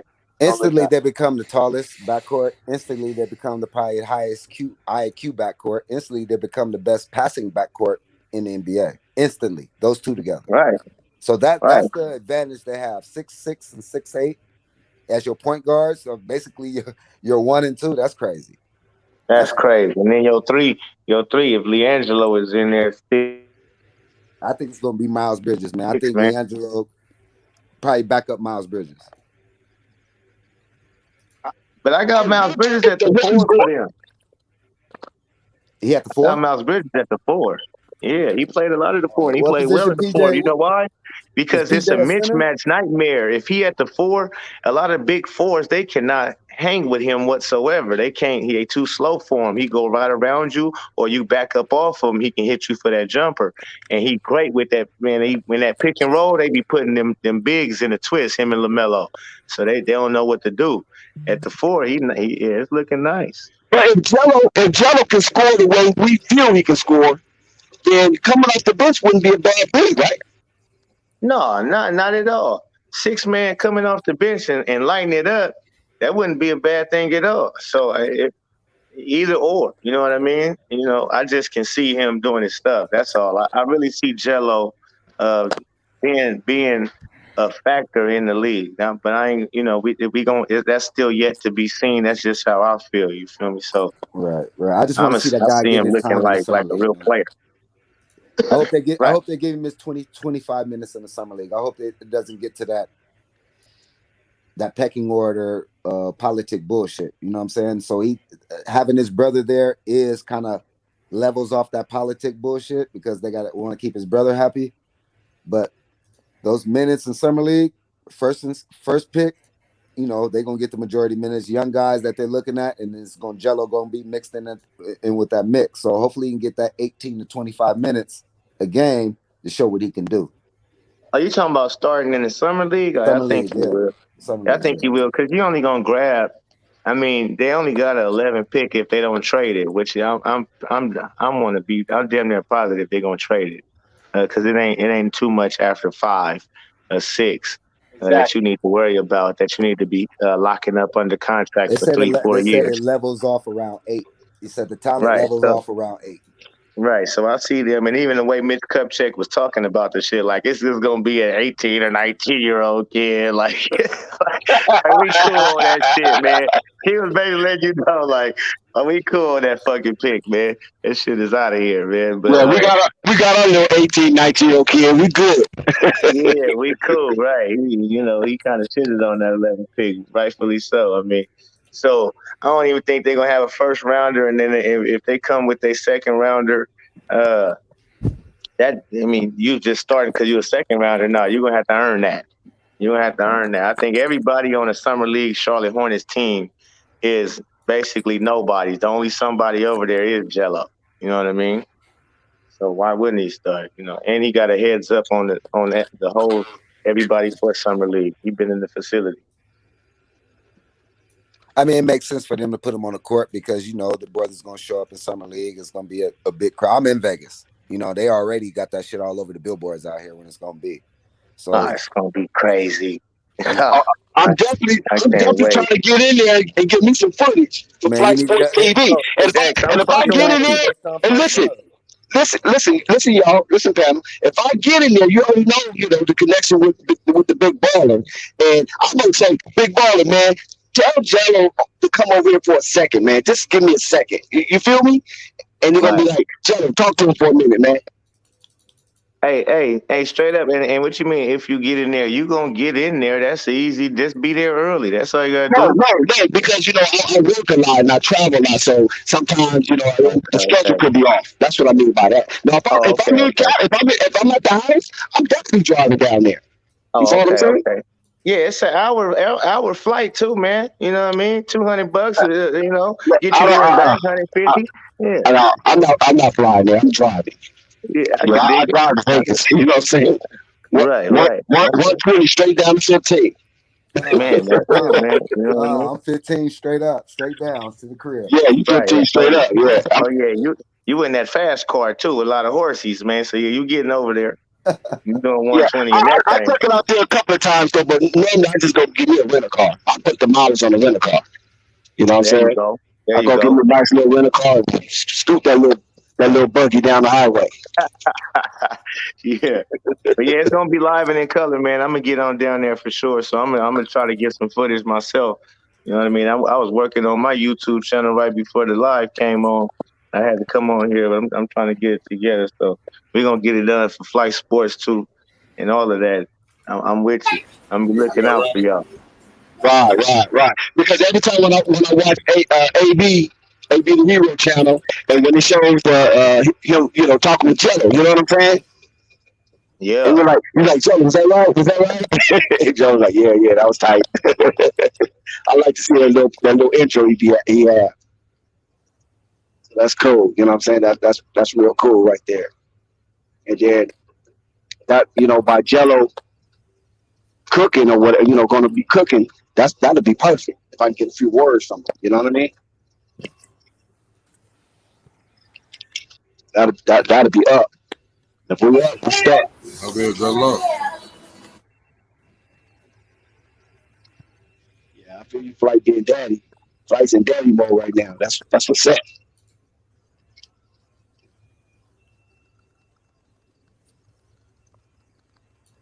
Oh, okay. Back in the college. Can y'all hear me? Who's it? Nah, I couldn't hear nobody. Hey, former President Barack Obama joins NBA Africa as a strategic partner and minority owner. Oh, that's what J. Cole had, right? Yes, sir. That's what's up. So that's gonna be the mission. Get down to Summer League, get us some live streaming footage. Yeah. We got to. I mean, that's it, man. It's gonna be live and in color. It's gonna be a real big deal. Vegas already kind of been open before the COVID ended or whatever the case may be, but it's super open now, even more. It's wide open, but they I don't know if they're gonna scale back because they talking about this new Delta strain that's that's going around, and and Cali is talking about shutting back down. So I'm hopefully to get this under wraps so we could be in full swing when it comes to the Summer League. They be with that bullshit with the COVID, man. For real. Man, I ain't gonna even lie. That's the only time I felt good. I go home, man, and be out there. They be tripping on the mask, make sure it's over your nose. They be hella. See, in the good old boy states, they don't trip. Out in Texas, Oklahoma, you in places like that, they ain't tripping. They ain't making the good old boys wear no fucking mask. They got the inner city cats, man. And we're sad. You feel me? It's so hectic.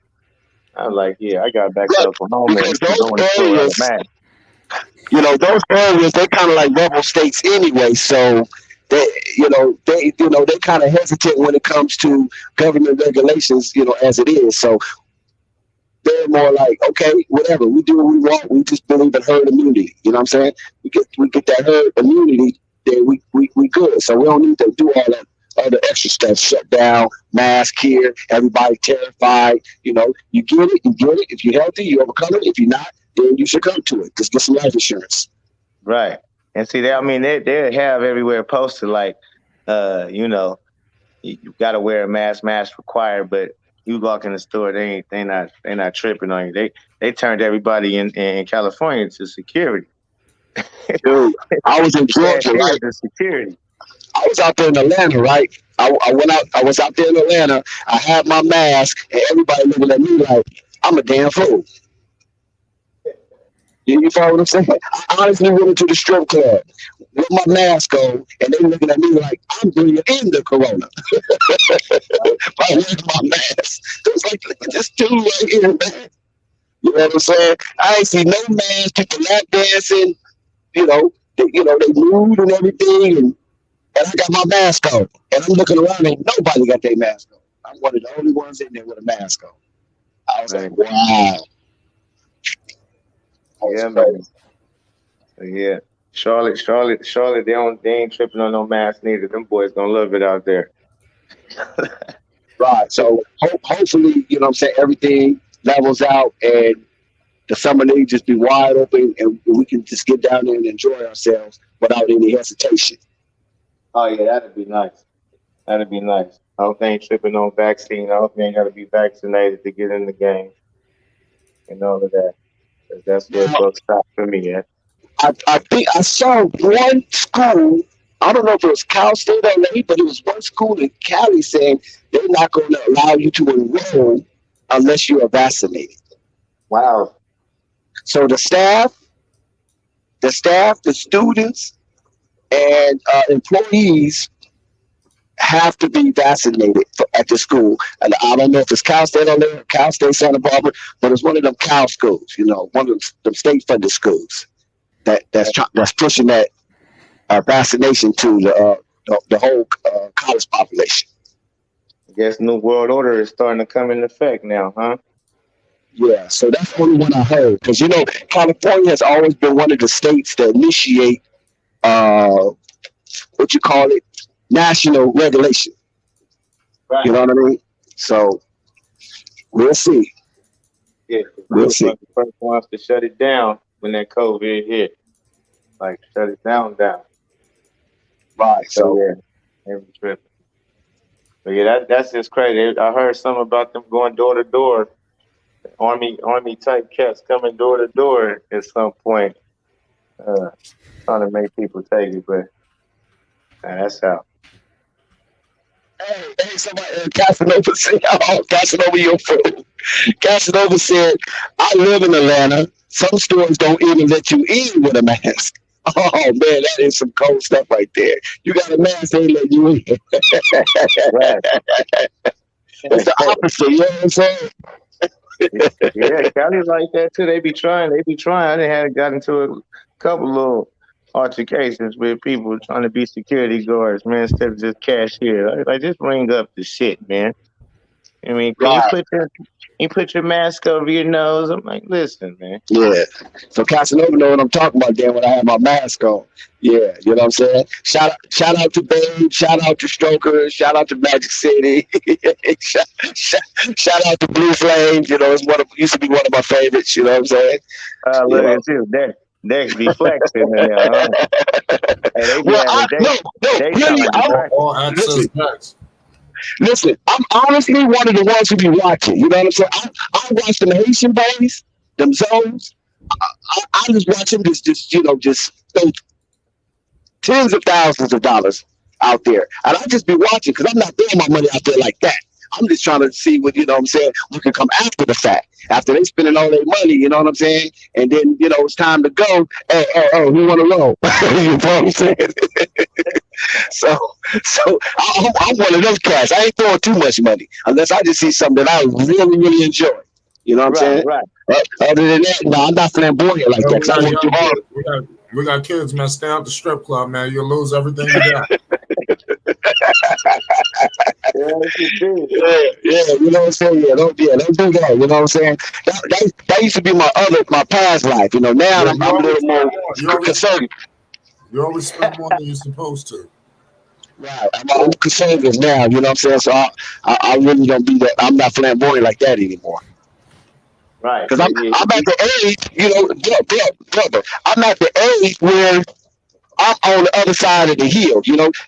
They say you want to live to 100, okay? So I'm on the other side of that 50. Okay. So I'm not coming up the hill. I'm on the other side of the hill. I'm in that Uncle Vern tier. You know what I'm saying? So you gotta look at what you're gonna do after you can't work anymore and things of that nature. So you gotta put money to the side and get some other forms of revenue. You know what I'm saying?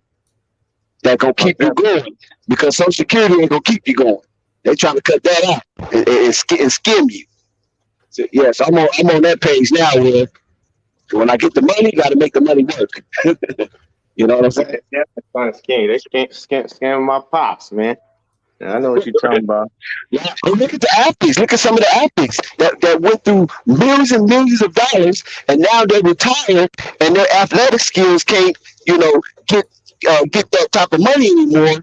And if they disabled or go on Social Security or even have an NBA pension, depending on how long they stay in the league, and some of them not doing that well. All right. I've seen a couple of them. You know what I mean? That like, damn, man, I thought you'd be doing better than this. You know what I'm saying? I mean, he was on top of the game. Now they walking around catfishing. Yeah, I mean, they might not be broke, but it's just hard to see a person like that fall from grace. You know what I mean?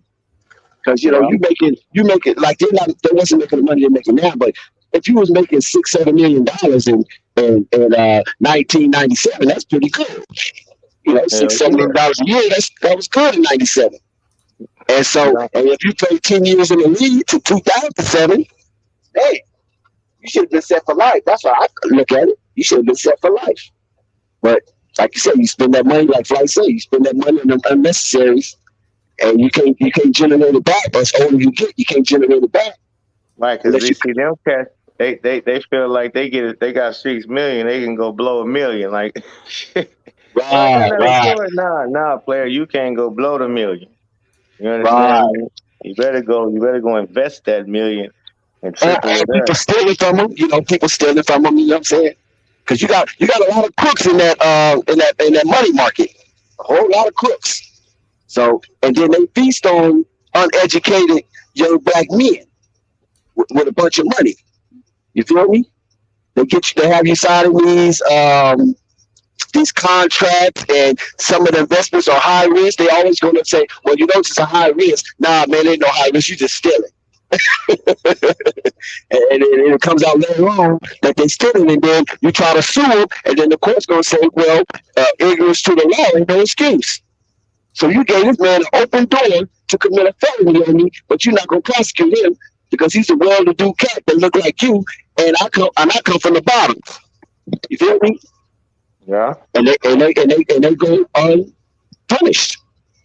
While you just sitting there like, man, I can't believe this cat stole $8 million from me in the last 9 years. You know what I'm saying? So it happens. You ain't watching your money. That's right. You got to watch your money. That's right. You just got to watch your money. You can't just be out there like Flight said, be out there loose and thinking other people got your best interest at heart. No, they got their best interest at heart. That's what they got their best interest.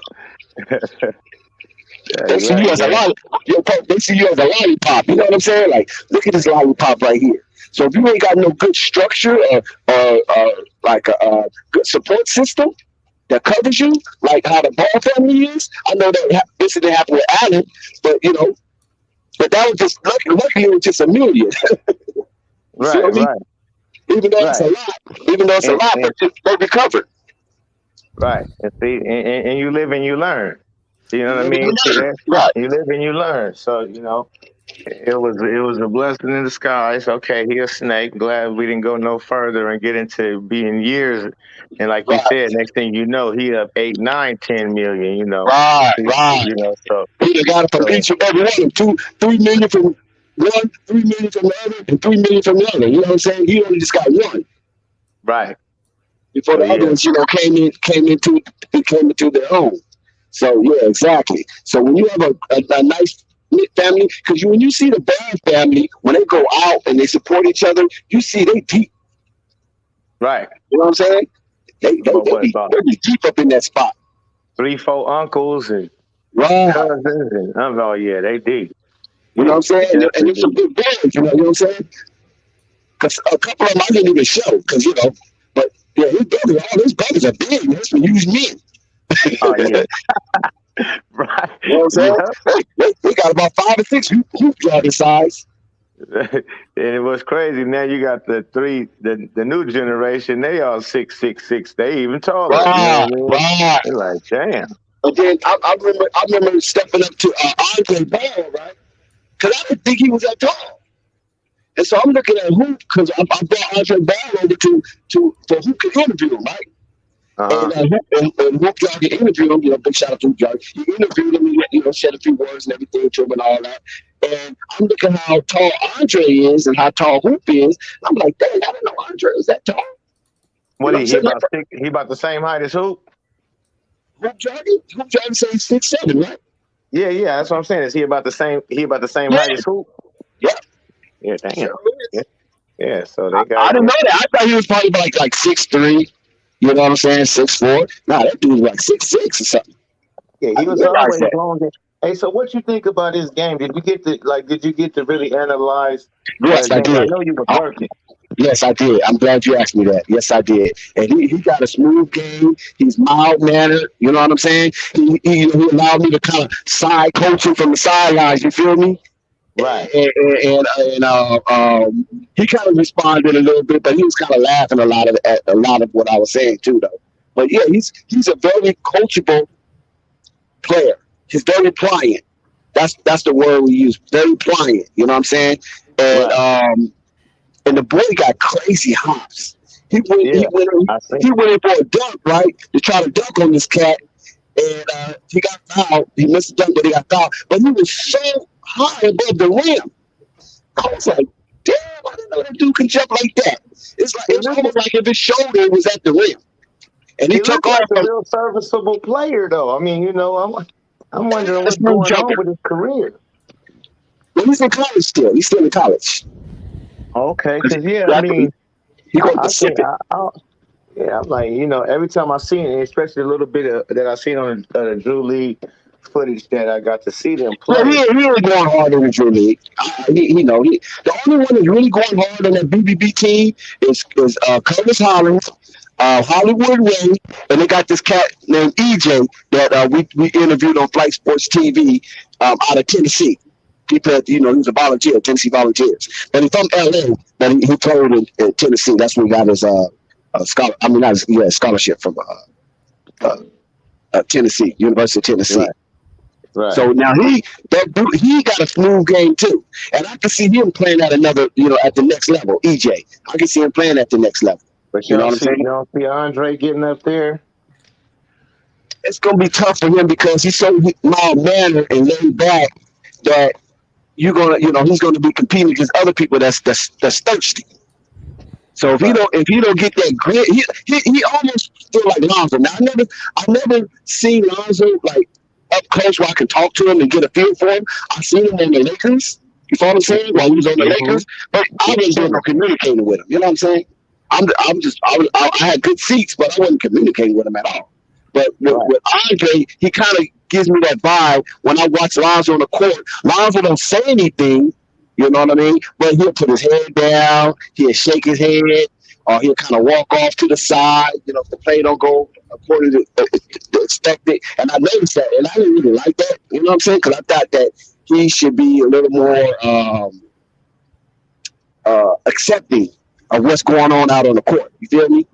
Because like LeBron, because I seen him up close and personal, and he's a very huge man, very huge.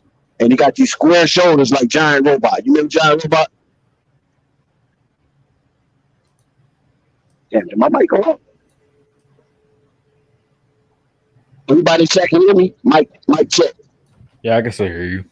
Okay. Yeah, LeBron he was huge, but he had these square shoulders like Giant Robot. But I don't know if anybody on the panel remembers Giant Robot. It was a movie. But Lonzo, like, he would slump over sometimes. You know what I mean? Like, again, you know what I mean? He'll do one of those. I'll be like, don't do that, man. You feel me? So Andre was doing the same thing sometimes in the Drew League that I noticed as well.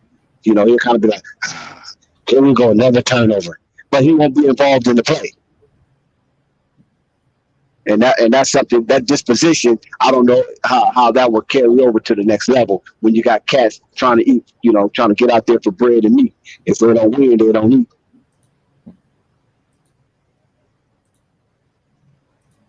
You feel me? Yeah. Yeah, I heard you. Oh. Yeah, so that's what I noticed about Andre Ball. He's talented. He got a smooth jumper. Oh my God, the kid got a real smooth jumper. You feel me? So his jumper's smooth. He can take you off the dribble. Because I seen him do a quick move. He got twitch. His twitch is out of control. He got that quick twitch, and he'll take off, and he'll just elevate, and he'll shoot over whoever. You know what I mean? But the only thing about it, his demeanor to me and his disposition is kind of unsettling if you want to take it to the next level. But that's only from what I observed him playing in the Drew League, which basically he's playing for free and maybe some exposure, because they do have scouts there. I meant to tell y'all that. There are scouts at the Drew League, so don't get it twisted. There are scouts. They'll be sitting up. They got this little area that's kind of fenced off a little bit on the top. And, there'll be scouts sitting up there so they can see the game from the top. They don't sit on the bottom level. They go up to this upper level. And they kind of got a little section over there where they sit and watch the game either side. And so they be up in there. You know what I'm saying? But that's what I noticed about Andre. And when I saw Lonzo play when he was with the Lakers, I noticed that there was some similarity there as far as their disposition. If a play go bad or if they look like they open and the ball don't get to him, they kind of be like, put his head down, shake his head, and, on a timeout and walk over to the bench. But it don't look like you kind of perky walking to the bench. It's kind of like you sluggish walking to the bench. And then that kind of like, that made me a little disappointed. So I was like, come on, so man, don't do that, man. Luke Williams already, screwing you. So, you can't give him the reason to keep on screwing you. Like, he ain't trying to play. He ain't ready. You follow what I'm saying? He ain't focused. Yeah. So, yeah, that's something I didn't like. And I saw a little bit of that in Brother Andre a little bit. But even though it's a different scenario because Zoe is playing for Brandon and me. Andre was playing for rec, basically. You feel me? So I guess you can do that in rec and no big deal. But if you got scouts watching you, how you practice is how you play. That's what they used to say when I was in school. How you practice is how you play. It ain't the fact that he ain't ready, he just ain't got it. Well, that could be it too, Uncle Vern. I wouldn't debate you on that. But I know he has athleticism. That's something he do got. So you just gotta have that factor. You know what I'm saying, Uncle Vern? Like, because look at Isaiah Thomas. Isaiah Thomas is like the apex of having that factor. Like, that's something you can't take away from Isaiah. I'm talking about Isaiah from the Detroit Pistons. That was just something you couldn't take away from him. Even though I couldn't stand that little dude because sometimes, he was abusing my Lakers. You feel me?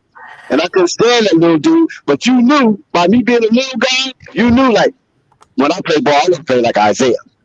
I can't play ball like Magic.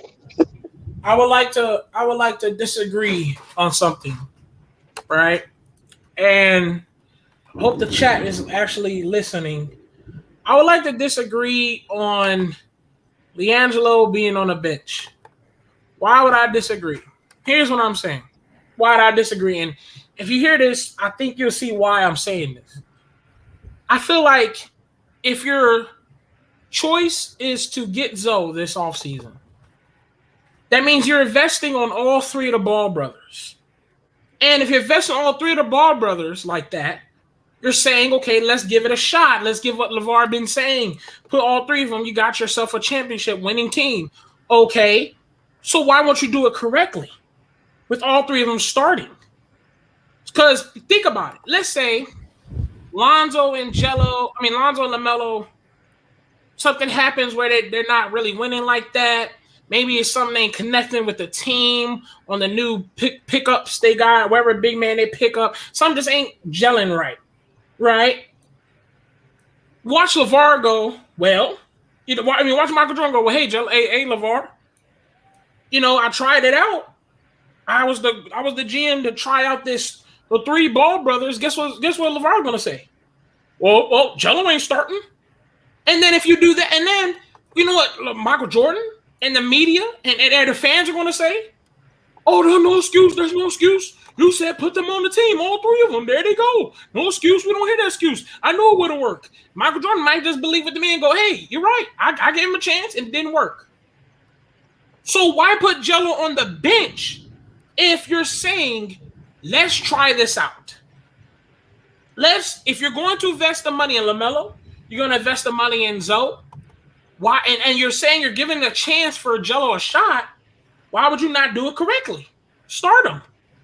Because if Jello sits on the bench, the excuse is going to be, oh, Jello didn't start though.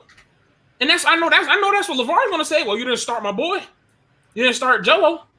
You got to wait until they're all three on the court at the same time. And then Michael Jordan go, well, bro, you told me all three of them on the team equals we're going to win.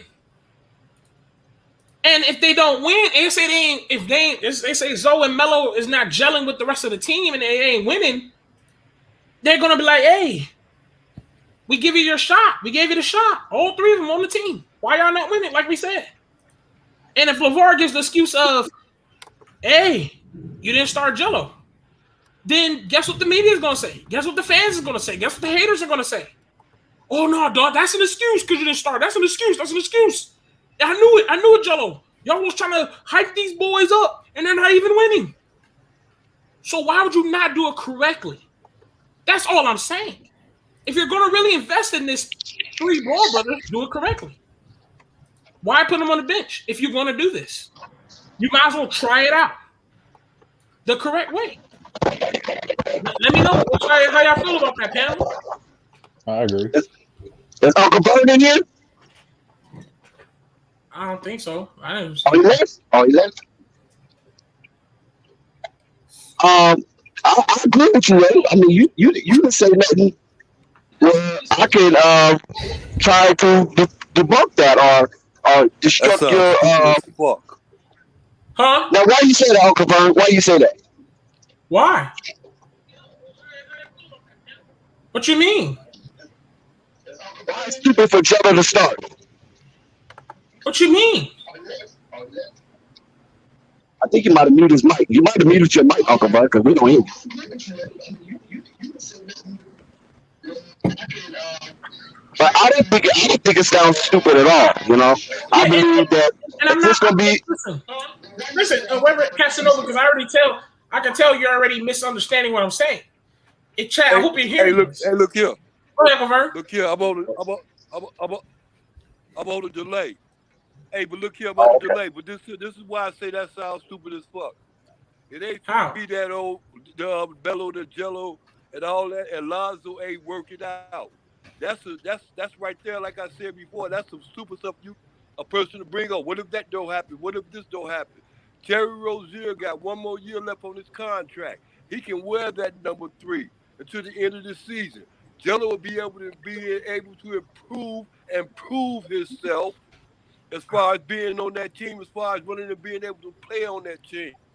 I agree. So Terry can make a decision whether he come back to Charlotte or whether he move on. When he move on, you didn't hear. Get that number. Jello will get that. Yeah, number. you didn't hear what I said. I can tell you. Like everything's supposed to work out. But and then if just because what if is a lot of things. What if can happen all over the world. But they got 3 years to deal with that what if, and they want championships. If someone gives you a shortcut, why not take it? Yo, explain that shortcut, brother. No, like they like I get what Ray was saying. He's just saying for the past 4 or 5 years, Lavar been saying you put all 3 of the Ball bros on the same team, they gonna win. Why not just try it off rip when you get all 3, and then if it don't work, then you start swapping people out. That's all he's trying to say. You start questioning it. Then you can question it. Don't question it when Jello's on the bench, and then Lavar goes, well, you didn't start Jello, and then the people and the fans will say, well, you have Zoe and Melo and Stars. They should be getting some wins. It's not working. Then they're going to say, and Lavar intervenes and be like, hey, I said start Jello. Then guess what? It's going to be excuses. It's going to be, oh, you're just excuses. We knew it. It wouldn't work. I don't even know why y'all even tried that. You get what I'm saying? So why not start in the beginning? Okay, wait, hold on 1 second. Now, if they do that, what you just said, right? Do you think if Lonzo come over there, they're not going to also improve the roster? You think Lonzo's going to come with just the roster as is? Here's what I'm saying. And Casanova, in the comment section, since you're trying to understand what I'm saying, please just get what I'm saying. Haters have been listening to Lavar say, put all 3 of them on the team, you're going to get a championship team, you're going to win, right? The haters are waiting for that very moment for something to fuck up. You get what I'm saying? Yeah. As people who are fans of Zoe, Jello, and Melo, we don't expect it. We don't expect Jello just to be the starter and drop 50 points. No, we don't expect that. But the haters are going to say, you got all 3 of them on the team. Why are they not in the championship? What's going on? They're going to do it. So guess what Lavar's going to say? Because you know he's going to say it. Well, you didn't start Jello yet. And then you unlock it, right? Because that's what he's going to say. You didn't start Jello yet. I promise you're going to say you didn't start Jello yet. Then once he says that, the fans are going to go, oh, no, that's excuses. That's excuses. You had your chance. You got them, and it wasn't working. You get what I'm saying? Casanova, I'm not saying as fans start Jello. But I'm also saying let's try to take away the excuses, or let's take away what the haters are going to say. The haters are going to say, no, this ain't gonna work no more. And Michael Jordan might go, shit, maybe I shouldn't have tried this 3-ball brother thing, because he's gonna start listening to other people. Right now, he's doing it. Hey, slow down one second. You got some pretty potent points, but let's chop some of that up, because you said a whole lot right there. Now, I'm going to name 3 players, and you tell me what you think of them. Let's go with Chris Bosh. What you think of him? So who? Chris Bosh. What you think of Chris Bosh? Is he a good player? Yeah. Okay. Let's go with Ray Allen. You think Ray Allen's a good player? Yeah. Okay. Well, let's go with Dwayne Wade. You think Dwayne Wade's a good player? Yeah. Okay. Let's go with LeBron James. You think LeBron James is a good player? Yeah. Yeah, because LeBron James is in the conversation of the GOAT, right? He's arguably the GOAT. That's the narrative surrounding LeBron James, correct? He's in competition, yeah. Okay. When they all played together in Miami, how did they start off? Not so hot. Not so hot. They was under 500. Did you know that? Right. Then all of a sudden they start clicking. LeBron, they switched LeBron with Dwayne Wade, far as dominating the ball, and the rest is history, right? Totally understand, right. Now, didn't they criticize the Miami Heat? Bourbon, I'm talking about with vitriol. They went hard against Miami Heat, talking about that garbage team with all them stars, playing backwards basketball and then losing. Right. Didn't they do that too? Now, if these are Hall of Famers, because all 4 of them are Hall of Famers. Right. Okay. That's what I was trying to get you to say. Right. But ask yourself this: did they have a father saying, if you put this team together off the rip, they're going to get you a championship team? No, they had it worse. It was worse. No, I said their father say, did you put? Okay, go ahead. Wait, it was worse. You know why it was worse? Because they got on stage talking about not 1, not 2, not 3, not 4, not 5. You understand what I'm saying? They said it wasn't no father or no mom or no cousin or brother. The actual player said this. Right. Okay. Not 1, not 2, on TV in front of the whole world. So that garnished a whole lot of criticism when it didn't work in the beginning. But in the end, some could argue they was underwhelming, and some could argue that they brought these players together and they did come out with 2 championships. Okay, and they went back to back. Can I ask a question? Once again, we're thinking about how would we view things. We're thinking about how we view if that this team has to work on chemistry and they're going to eventually be at the point that they need to be at. That's us, new media, who thinks correct about things. That's why that you can say, oh, remember the Dwayne Wade and LeBron, they didn't work out together, and they gradually got better. That's why Kobe and Shaq, they had to get a little chemistry, and then they got better. But in this case, the media is hungry for this to not work. So then they can go at Lavar and say, well, you had all 3 of them. You're not winning so far. It's not looking good. Now you messed up. Now you're messed up, and you swore to us that if you have all 3 of them, we're gonna start getting them dubs. Michael Jordan gonna be like, well, I have all the GMs.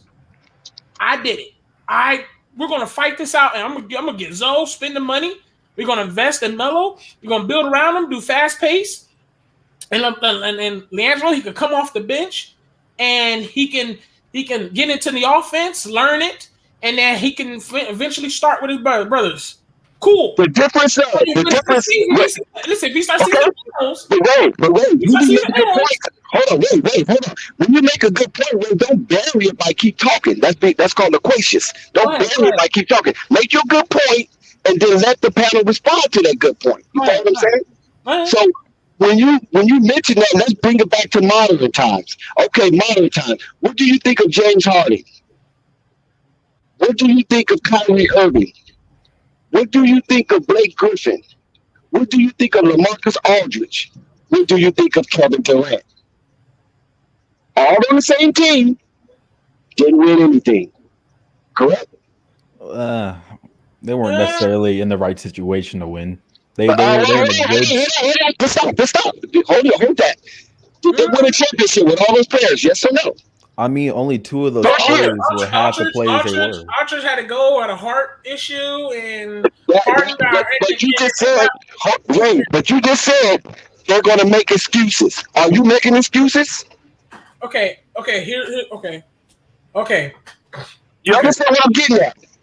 Okay, I get what you're going at. And did Brooklyn receive a lot of criticism? The media is always. I get the media is always going to make a.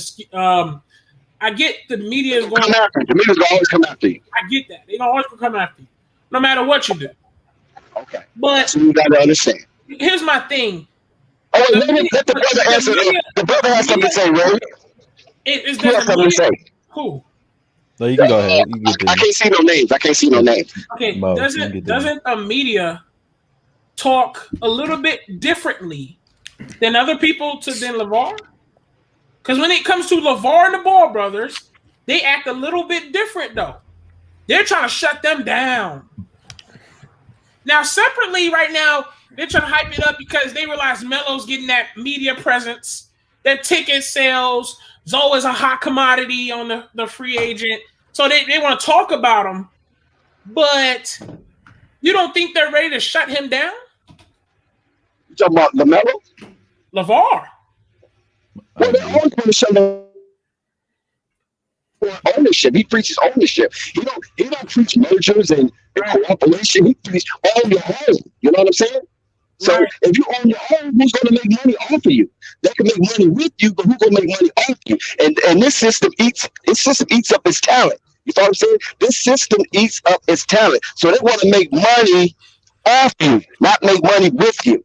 They only make money with you is when you have the leverage, like a LeBron James or a Michael Jordan or a Kevin Durant, a Stephen Curry. You know what I'm saying? Then they can make money with you, become a partner. But other than that, I'm thinking to make money off you. They don't care if you make a dime. Can I yes, sir, brother. Go ahead. Can I say something real quick? Yes, sir. I'm not trying to get off topic, but breaking news. David Griffin came out and said that Pelicans are pursuing Kyle Lowry. They hope to make a huge offer to Lowry. Thinks he can bring leadership similar to Chris Paul from ESPN. So just breaking news. I gotta look that up. Yes, sir. Yeah, somebody spoke on that earlier. Hey, hold on. Thank you, brother. Thank you, brother, for that. Jeffro, the boss. Whatever the saying, I'm not getting on LaVar. I'm not saying that. LaVar is doing his thing and he's putting this low. He's been low key a little bit because he wants this to work.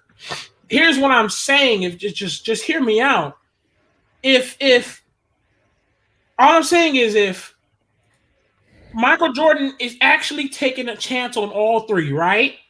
He's taking a chance. If he gets Zoe, that means he has said, okay, I'm all in. Wait. So, wait. Pump your brakes for a second, Ray. Michael Jordan, we don't know if he's taking a chance on all three because he don't have all three yet. Okay, yeah. But let's say because everybody's saying that Hornets are going to get Zoe. Okay, and say this happens, you have invested and said, I'm all in. So if you're all in, why not do it the right way by letting the Ball brothers start? So you can look at it, see how it develops. Because let's say if Jello comes off the bench, right? What do you think LaVar is going to say when the media goes, hey, Zoe and LaMelo was balling, but the team's not getting no wins really. It's not really gelling. Maybe they just don't gel with the center, power forward. Something's not gelling correct. Maybe Terry Rozier is not chemistrying together. Let's just say something happens that doesn't gel connect. And what do you think LaVar is going to say if they ask, hey, LaVar, Michael Jordan took that little chance on your all three Ball brothers, like you always wanted. They not winning. And you know what LeVar's going to say? Oh, you didn't start Jello. Is he not going to say that? Or you didn't start Jello? He's going to say that. I already know he is. Well, you didn't start Jello. So if he says that, because he said that on LaMelo. He said that with LaMelo. He said LaMelo ain't starting. So he's going to say that with Jello as well. So my thing is, if you're going to do it, why not do it correctly? Because Michael Jordan is going to start listening to the other people if this shit ain't working. I told you, Michael Jordan, you stupid. I don't know why'd you even let LeVar and them get in your head to put all three Ball brothers on the same team. LeVar be like, Michael Jordan, I told you to start Jello, it would work. To unlock it, you put all three of them on the court together.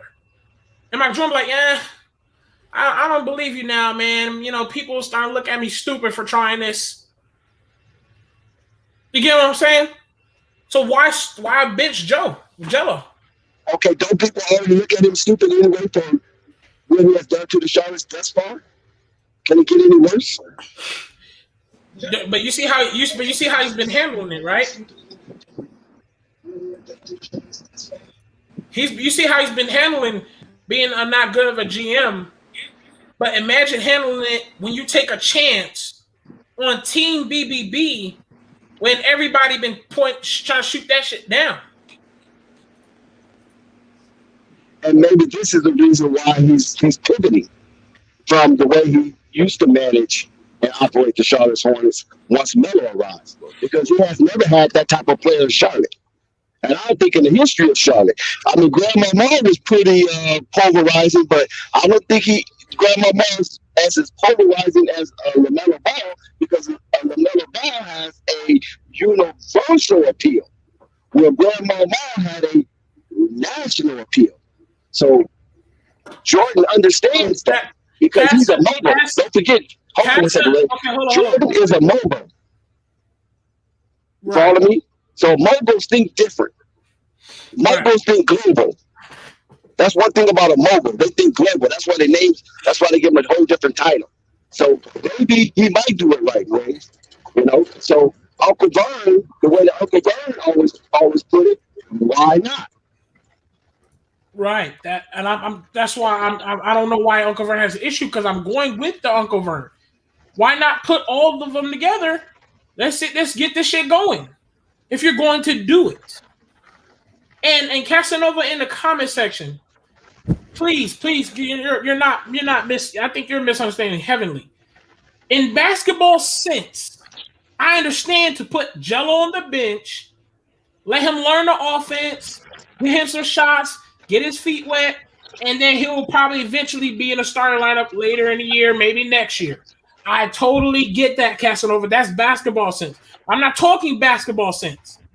I'm talking the old media and the tack that they are creating for LaVar that they've been waiting for their whole time.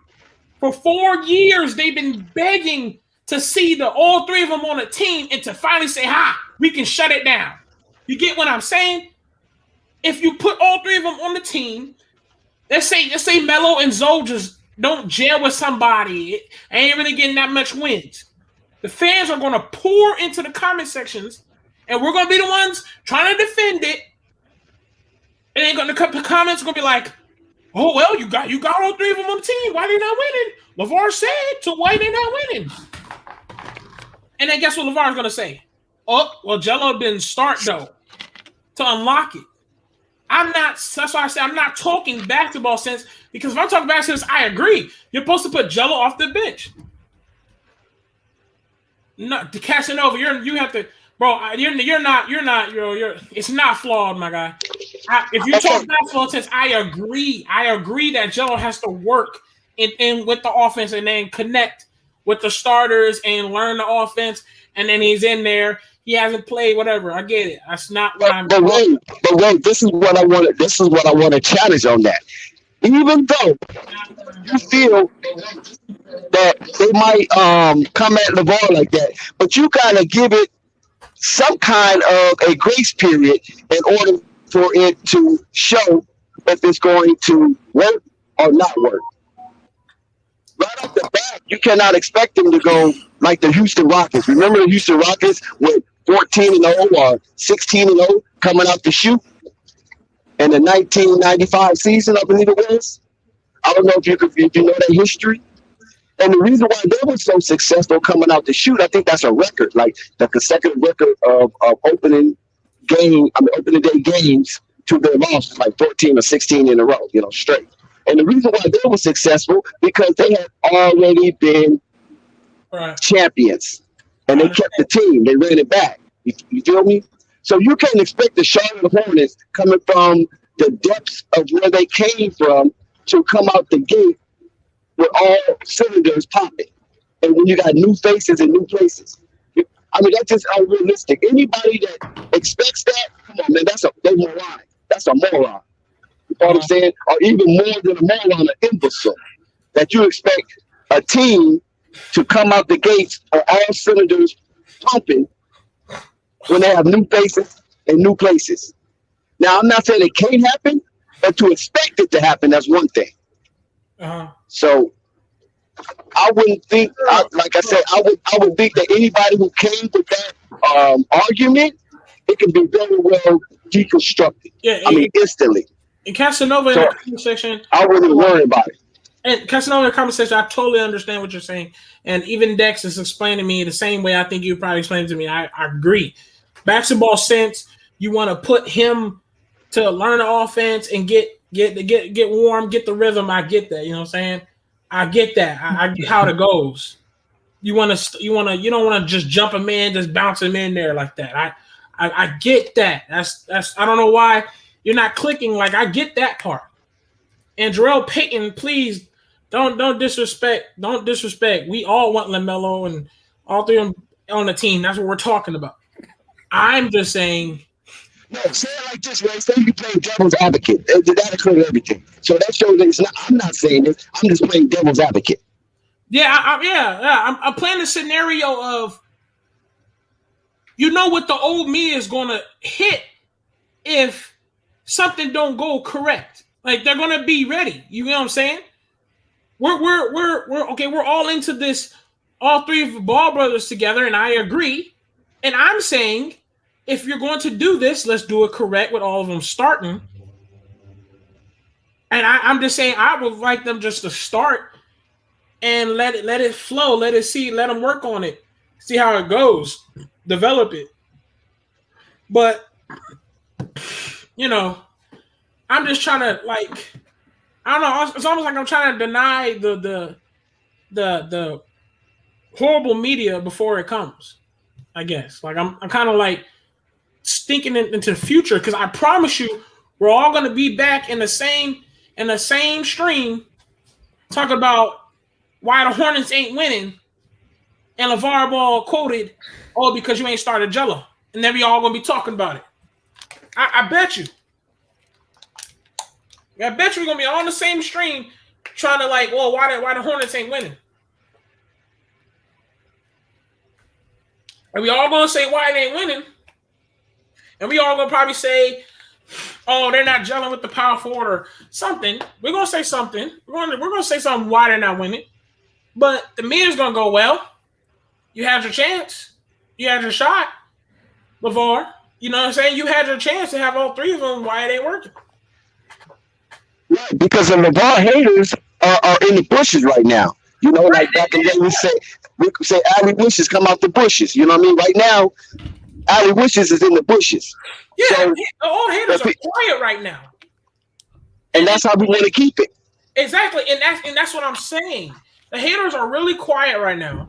And right now, the new media is skyrocketing. We are rejoicing, and we are at top right now because the Ball brothers are top commodities right now. You know what I'm saying? LaVar Ball, Tita Ball, they already popping the champagne. New media, we out here growing. We're ready for this. And we all been dreaming for all three of them to play together. You know what I'm saying? And we're ready for this. But there's one key thing I just know that the haters are ready to destroy. Stephen A. Smith already got a pen to paper. Why the Hornets ain't winning?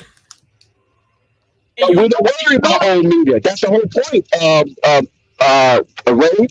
You know what I'm saying? That's people like Phonics. That's people like Lonzo is trash. They're the ones attached to old media. We not. We don't care what old media say because so far we've been cooking old media's ass. Right. And they can't really go much. They really can't go on much. You get what I'm saying? Because they can't say, "Oh, Lonzo can't shoot." Well, now he can shoot now. Well, Lonzo can't improve. Well, he can improve now. Well, Melo can't do this, play defense. Well, Melo has proven that he can get a certain amount of steals and can play defense. Oh, okay. Well, what's Jello doing? Eating potato chips? Nah. He's actually about to be in the Hornets. They're already about to put him in a camp, put him in the summer league. You know what I'm saying? We're shutting stuff down. We're finally shutting this stuff down. You know what I'm saying? And another thing, man, is that some of these YouTube content creators are trying to with mass followers, you know, with like 107 subscribers and 87,000 subscribers and 250,000 subscribers are jumping on the ball bandwagon again. Right. When the ball momentum had decreased, they was against all that what the ball universe was about. You follow what I'm saying? So now they're trying to jump on board. I see some of their content. I don't like it. I've seen. I'm like, bro, wasn't I be looking at some of the comments? I'm like, wasn't you just a Lonzo fan? You know what I'm saying? So it's all I'm saying is we're actually destroying. And I'm please comment section. I speak on as a new media. We're destroying these excuses. If we are in the top notch of celebration, we are top notch, we are up there because we're destroying the excuses. But I'm telling you, all I'm saying is there is one big one that old media is probably holding on to. Okay, y'all want this to happen? Here it is. Michael Jordan gave you a shot. All three of them on a team. You better hope that LaMelo and Zoe doesn't like jail with somebody or something. It just some just ain't jealous because that's what happens to teams. Some might not jail, and then they're not really. Facts of life, Rev. That's just the facts of life. I mean, Kingdom, right. we can't even trip on that because that's just the facts of life. You gonna have your pros and you gonna have your cons, and the pros gonna go hard and the cons gonna go hard. But when you got people like Ball Facts, when you got people like DKM, when you got people like DJ Raw Uncut, when you got people like King Fuse, Lit House, when you got people like Dante, when you got people like Big J, when you got people like A-Max, when you got people like Flight Sports TV, the hottest thing is smoking right now on YouTube. And when you got these individuals that have a body of work, detailing all that stuff about the Ball family. You understand what I'm saying? We on this panel, that's a part of Flight Sports TV, we can go back and get the receipts from our beloved brothers under that new media umbrella and pick up their facts and blow them out the water. You know what I'm saying? Because, I agree. Right, because there's a lot of body of work from those individuals that I just mentioned that gives us credibility and give us esteem and momentum into chopping off heads that come against this. You feel me? So all the old media narrative, I don't care how they come with it. It's not going to work because you did it with the Miami Heat. You did it with the Brooklyn Nets last year. You just did it with Brooklyn Nets last year. So we know what we know what the dragon is about. You follow what I'm saying? We know when the dragon is ready to breathe his fire. When he takes that deep breath and he opens his mouth, we know fire is going to come out. But guess what? I'm sitting here and that's my thing. I'm sitting here like, what can we finally destroy? You know, and it's like I'm trying to strike when iron is hot. We're destroying so many excuses. We're destroying so many narratives. And there's that narrative of all three Ball brothers playing is there, though. We can't hide from that. if LaMelo and Zoe don't gel with somebody on the team, and hold on, Rave. I just want to make a public service announcement. I think y'all think I'm playing games. Tonight is gonna be crazy. Friday is the movie. I'm trying to tell you, I got a Hornets insider coming here at 9:00. Y'all think I'm playing with you? It's Flight Sports TV. Continue, Rave. Hey, ball facts in the comment section. Type in yes if you heard of my past of what I was trying to bring up. I don't know if you're up to what I was trying to bring up in the first place. Let me know. Ray, what I'm going to tell you is I understand what you mean, but I feel like the brothers will have to fight for these narratives like every single day, just by the way they are. And I understand. It's just that there's always going to be these narratives surrounding them, no matter how well they play, yes, sir, or how good they play, or how bad they play. These narratives are always going to be there. And just like Dex was saying, there's going to be guys like Lonzo, Strash, Phonics. No matter how good these brothers play, if they even win the championship, trust me on that, they're still going to be hating on them. They'll be, oh no, it's not because of them, it's because of the players around them. Right. If they had another guy that played, like for example, there's still guys hating on LeBron for winning the championship against Cleveland in 2016. They're like, oh no, it's not because of him, it's because of Kyrie. They're always gonna run up. But that type of hate, can be blown away with the gust of wind. The hate of LeVar, you had your chance with all three of them on a team. Oh yeah, it's a big one. Always exactly. And that is not something you just blow off for the gust of wind, though. Exactly. You know what I'm saying? Exactly. Right now they're still hating, but they can't really be above the hate. Their hate can't be strong anymore because it's not really much of value of it. You get what I'm saying? I know what very little. It's a very little hate. It's like, it's like a petty hate. But that big one of, you had the opportunity. Michael Jordan gave you all three of them. Why y'all ain't winning? That's gonna come up. It is. I'm not saying they're not gonna win. I'm just saying, Lord, hope. I'm just saying, let something happen. You know what I'm saying? Where they ain't gelling or something, and they're gonna be like, oh, I don't want to hear them excuses. Also, you gotta look at it like this. Wait, also you gotta look at it like this. Also, right now, you got the oldest one is gonna be 24 years old, right? As out of the ball boys, 24 years old. That's Lonzo. Right. And then you got Jello, 22 or 23, and then you got LaMelo, 20, 21. However the age is going to be when the season starts. You don't expect that type of youth to just blow away the league. Well, let me say something. With that youth thing, I got dudes right now saying and I'm talking Lonzo fans. Oh no, let's be realistic, man. There's no way Lonzo's going to average 20. I've heard it. I'm like, well, Lonzo damn near averaging 15, and he's only 23. And being got a lot more time to learn. And this is coming from as a third option. Also as a third option. And just third season. He's improving. And a lot of people's like, no, I'm talking, I can tell you the names right now, and I ain't going to do that because I ain't like that. I don't put no names out there. But we got fans of the Ball brothers that says, and my comment was, well, Lonzo's still young. He could develop to score more than he could develop to get 20 points a game. Nah, that's not realistic. He's more of a passer. He only can get 18 at most. He's not that type of guy. I'm like, well, he's only 23. So if I can bring up that young narrative as well, but we got dudes who still believe Lonzo can't do 20 a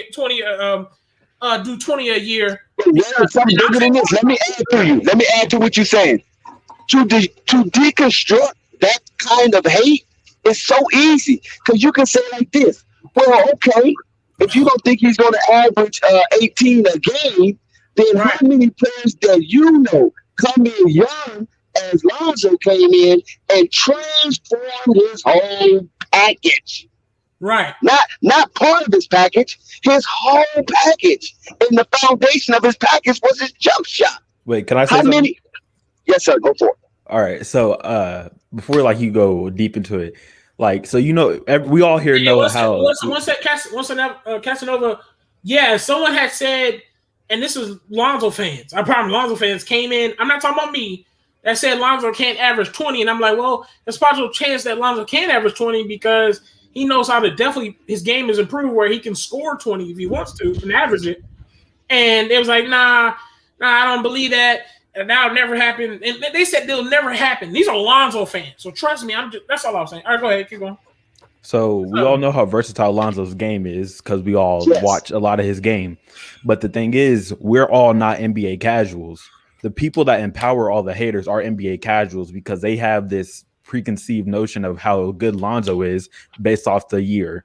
First year, he was going up and down with Luke Walton. Second year, he got injured, and then also LeBron came. Third year, they were playing well, but he was still getting used to his shot. Fourth year, he gets shoved in the corner and averages more points. He gets better, but they're still going to believe that he's trash, the casuals. So the Lonzo haters, they're not casuals. However, they hate Lonzo. So they're going to be empowered by the majority, which are the casuals. So it's hard to deconstruct that type of hate. Yes, and another thing is the reason why the casuals feel the way they feel, and I'm a quote Coach Joe on this, is because of the so-called experts. Yeah. These people are not experts. Yeah. They're liars. Shout out to Coach Joe. Yeah, the so-called experts say that it's this. They say it's that. And the casuals just go with that because they really believe that these so-called experts are doing the research. How can you be Stephen A. Smith, the highest paid man in sportscasting, and say that Lonzo can't shoot, and your sidekick, Max Kellerman, said, wait a minute, what do you mean Lonzo can't shoot? Shoot 38% from the three. I mean, okay, yeah. All right, Max, you're right. And he just glossed over like it ain't nothing. He didn't say, you know what, I apologize. I made an error. Lonzo can shoot. Yeah. Like when he apologized when he said the boy from the Los Angeles Angels should speak English better. You see how he apologized for that. But yet when he this is Lavar Ball or Lonzo Ball, he don't apologize when he get caught wrong.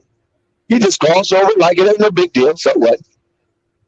You understand what I'm saying? Yeah. So a lot of these guys are not doing the research. Same with Shannon Sharp, and I like Shannon Sharp. They're not doing the research. You just proved my point though, right there. It's different type of hate with the team BBB. You know what I'm saying? They've been trying to go at them. They try to get all three of them out the league. Lonzo couldn't be out the league because he was doing so damn good. It was like he's about to be at least 1 through 3 pick. It was when LaMelo was playing, because y'all can look at it. They were trying to rank LaMelo way down and below. LaMelo was supposed to be projected to be like the 25th pick or some shit. So they was trying to destroy them as much as possible. I think people forget that. Jello, they took Jello all the way out because he did that little stealing thing. But you know why, Ray? As TJ Watt. You know why? But that's why I'm saying the hate is different for them, though. Right. As TJ Watt always say, the game within the game. So that's why they ranked Melo as low as they did, because they was playing a game within the game. You know what I'm saying? Because Melo didn't come from their system. Keep that in mind. Melo did not come from LiAngelo Ball did not come from their system. Mm-hmm. He took an unconventional route to his stardom, to his superstardom. Mm-hmm. So who can stake claim to that? Mike Krzyzewski? No. John Calipari?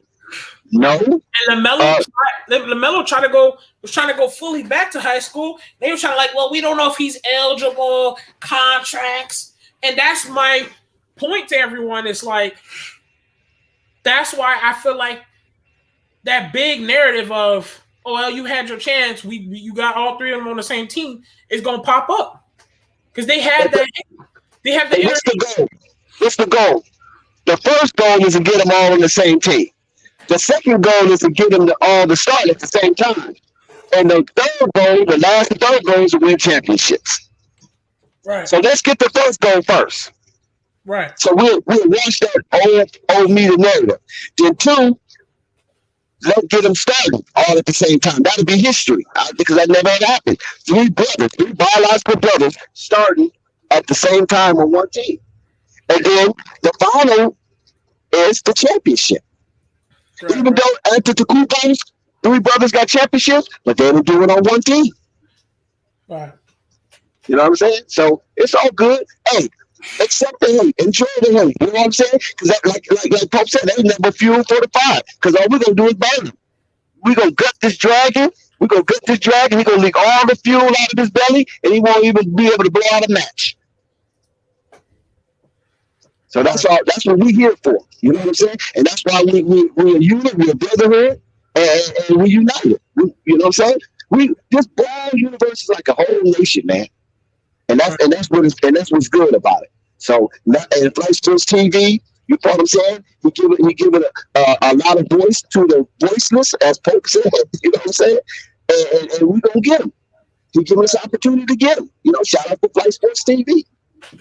Right. Hit that like button, brothers. Hit that like button. Enjoy the content.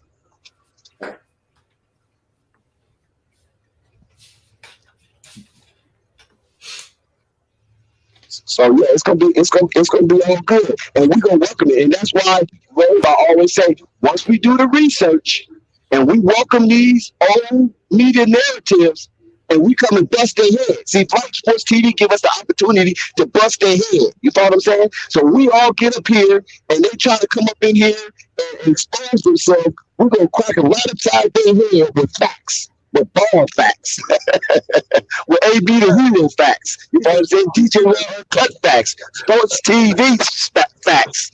You feel me? Right. DKM facts, hoop jargon facts. So we got an army out there, man. We ready to go to war with old media.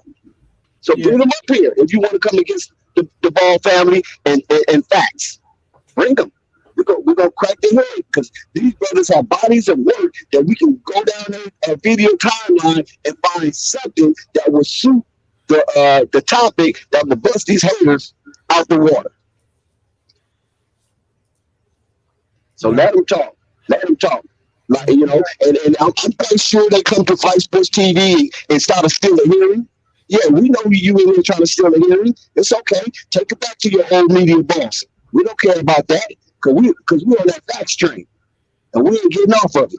And when you send your little minions and your little sycophants up in the chat, we're gonna bust their ass. Rob ain't letting nothing get through. Pope ain't letting nothing get through. I'm not letting nothing get through. Flight's not letting nothing get through. Dante's not letting nothing get through. And the rest of the brothers who I didn't name, Vernon's not letting that. You know, Vernon not letting that get through, especially if it's against the Hornets. So we good. You know what I'm saying? We got an army of factual individuals that ready to put their facts on the line. Right. So let the haters hate while we be great. Saying he need to attack the basket. He don't be getting calls that much. I'm not gonna lie. Exactly. Yeah, and I think Zoe's working on that right now as we speak. I ain't gonna cap. He's working on that as we speak, man. Go ahead. Casanova said Lavar has 3 lottery picks. That's right, brother. That's right. It was like a couple streams ago. Somebody was talking about his shot creation. Man had to get a whole new shot. I don't know how he's supposed to learn how to shoot up the dribble like that, like real fast. But you got to keep in mind, brothers, don't forget, Lonzo has transformed his game right before our eyes. Just think about that. Just think of all your life, you've been groomed to be a specific kind of player. Because the way that Lavar groomed those boys, he groomed them to have a superior skill in a certain aspect of the game. And when you put it all together, like Ballbeck says, it's Voltron. You feel me? So Lonzo now has taken his game to a whole nother level by allowing himself to go back within himself and create a whole new aspect of Zoe. And this is what skills the NBA. Now, when you go to remember the Wizard of Oz, right? And you had the everybody, the Tin Man, the Scarecrow, and the Lion, right? Each of them needed a particular aspect to be whole. And so they were journeying with Dorothy to the wizard to get these traits so they could be whole. Lonzo has journeyed to the Wizard of Oz to become whole again. You understand what I'm saying? So his free throws improved, right? Turnover ratio is down. His scoring average has improved. And his rebounds is kind of so-so. But we already know he can rebound. But the only reason why he wasn't rebounding because he was standing in the corner. It's hard to get a rebound standing in the corner because you got 9 guys trying to beat you to the ball while you're in the corner. So it's hard to get a rebound. So outside of that, Lonzo did a tremendous transformation in his game. Because some people can try to change their game and they get worse. In this case, Lonzo got better. Yeah. And now teams are breaking up their salary caps to try to make room to bring him into their organization. So that says a whole lot within himself. Because not only do we see it, don't GM see it. Because right now, outside of Kawhi Leonard, Chris Paul don't even count. I think Lonzo's a better free agent than Chris Paul, but we give Chris Paul that because of his legacy. So, I'm cool with it. But outside of Kawhi Leonard, teams are gearing up to bring this young man into their organization. That says a whole lot. Hey, can comment section, I want everybody, y'all let me know if y'all get confirmation on this breaking news of David Griffin wants Lowry. They said ESPN or something, I think. I don't know. I'm about to look for it. I saw that. That's a fact. I saw that.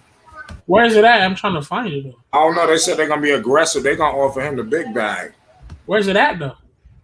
Where's I know Flight loving that.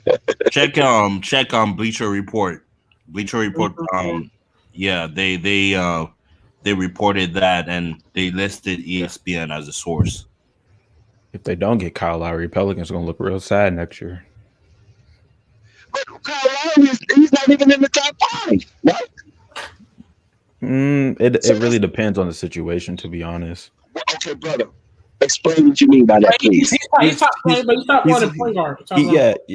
He's like the Chris Paul type thing where just like if he goes to a winning team, he can help them get over the hump. But if he goes to I think if he goes to the Pelicans, he's not gonna really do much. Thank you. That's what I'm saying. When you go to the Pelicans, they ain't gonna do much. He got to go to a team that's already on the cusp of getting to that next level. The Pelicans not on the cusp. Kyle Lowry ain't worried about if Kyle Lowry really is just want the bag. Cut out. So he basically said Kyle Lowry didn't want the bag. We're worried about winning. Yeah. Because I don't see the impact of Kyle Lowry with Brandon Ingram and Zion Williams. I just don't see it. Yeah, they said they're gonna be like the next Chris Paul, like how he did with Phoenix. But Chris Paul is a different type of player than Kyle Lowry. Yeah, I think Chris Paul has the leadership, and Kyle Lowry has poise. And let me explain something also to you, brothers. Chris Paul is the president of the Players Association. Is that correct? Yeah. So Chris Paul can get people to move the way you need them to move because he have access to negotiations and all kind of other stuff that's going on behind the scenes in the NBA. Kyle Lowry don't have none of that type of clout coming behind him. You feel me? Well, you know and this is why. Okay, go ahead. Yeah, I was gonna say I want David Griffin to be stupid enough to do that because I just want Lonzo to get off the team. Thank you. Me too. That's why I said Price should be happy. He should be smiling right now that they're willing to let Lonzo go for pennies on the dollar. For real. So and this is why Chris Paul is so potent when he goes to a team.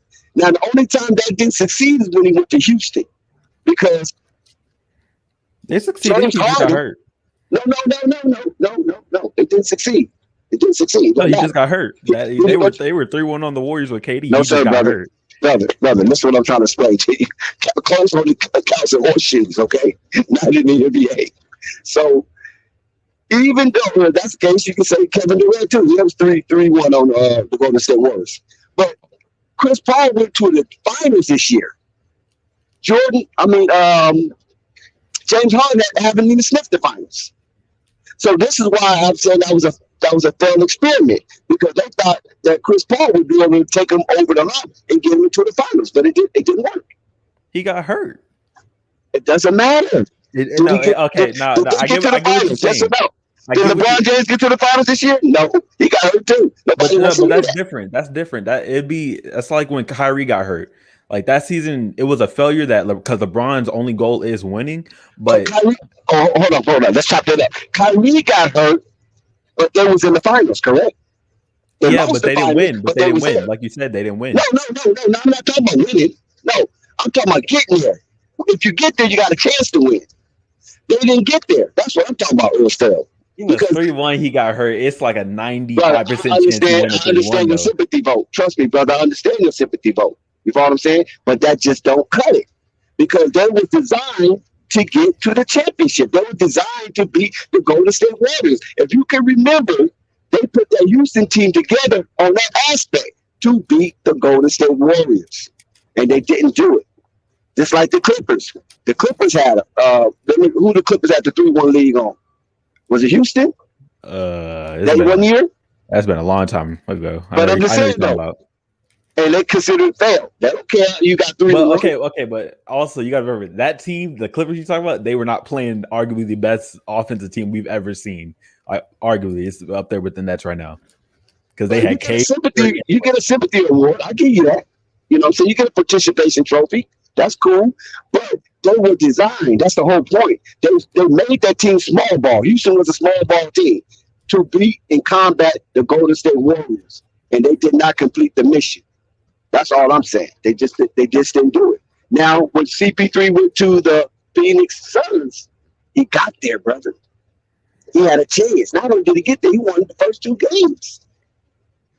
So getting there is one thing. Not getting there is another thing. That's how you're going to measure that success. You just got to be a part of the game. You be a part of the game, you got a chance to win a championship. You got 50-50 chance of winning that championship when that ball gets tipped up. That's all I'm saying. I'm not saying Houston was bums. I didn't say that. That's all I'm saying. They was a very good team. But I'm saying that mission failed, and that's why CP3 was gone the next year. Yes or no? Well, they were also having yes or no, brother. Come on, no. Yes, but they were having internal problems between Harden and him. That's why he left. With the Suns, he's not really having that issue. It was just the issue that Giannis was too much.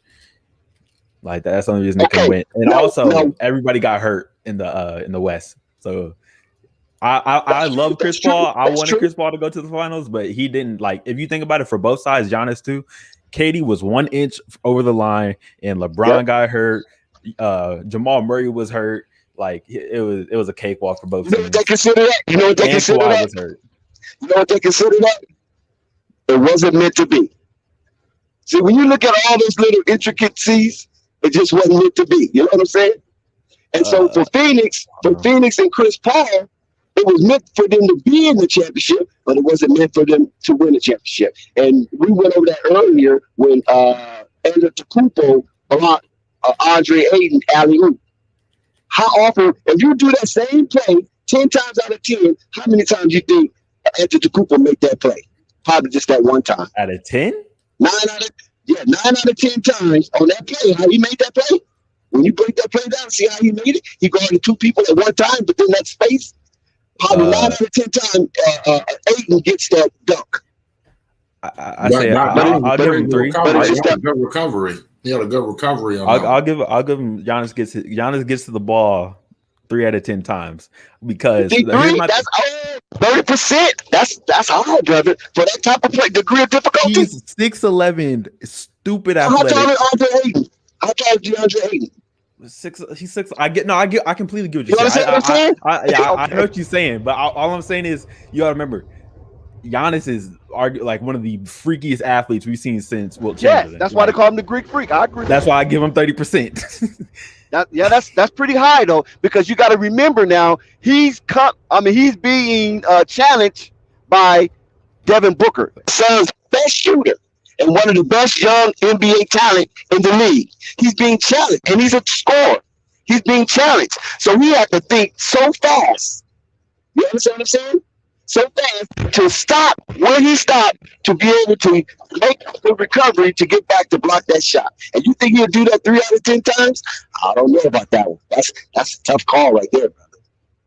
That's a tough call because the degree of difficulty with that whole play and how he processed everything and having enough space to cover 2 people, you know what I'm saying?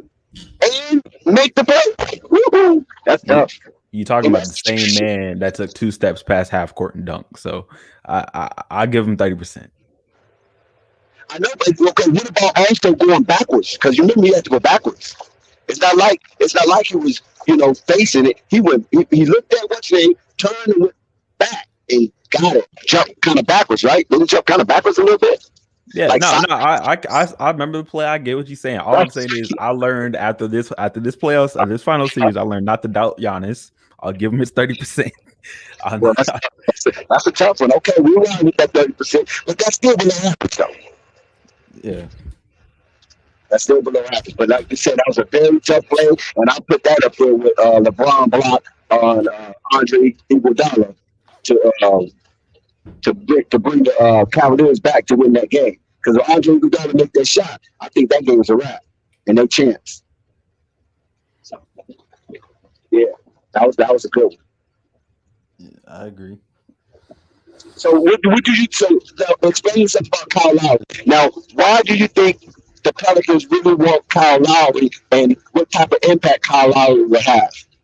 Oh, no, if you go to the Pelicans, he ain't going to do nothing, to be honest. I think they'll be in the same boat they're in last year, except maybe win a couple more games. They might make the play-in tournament, but I don't really have a whole lot of faith in that situation.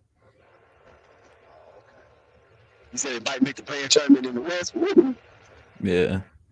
With a person that's not really giving it his all, because I don't think Kyle Lowry is going to give it his all. Because I don't think his all is there. I don't think he has a full take.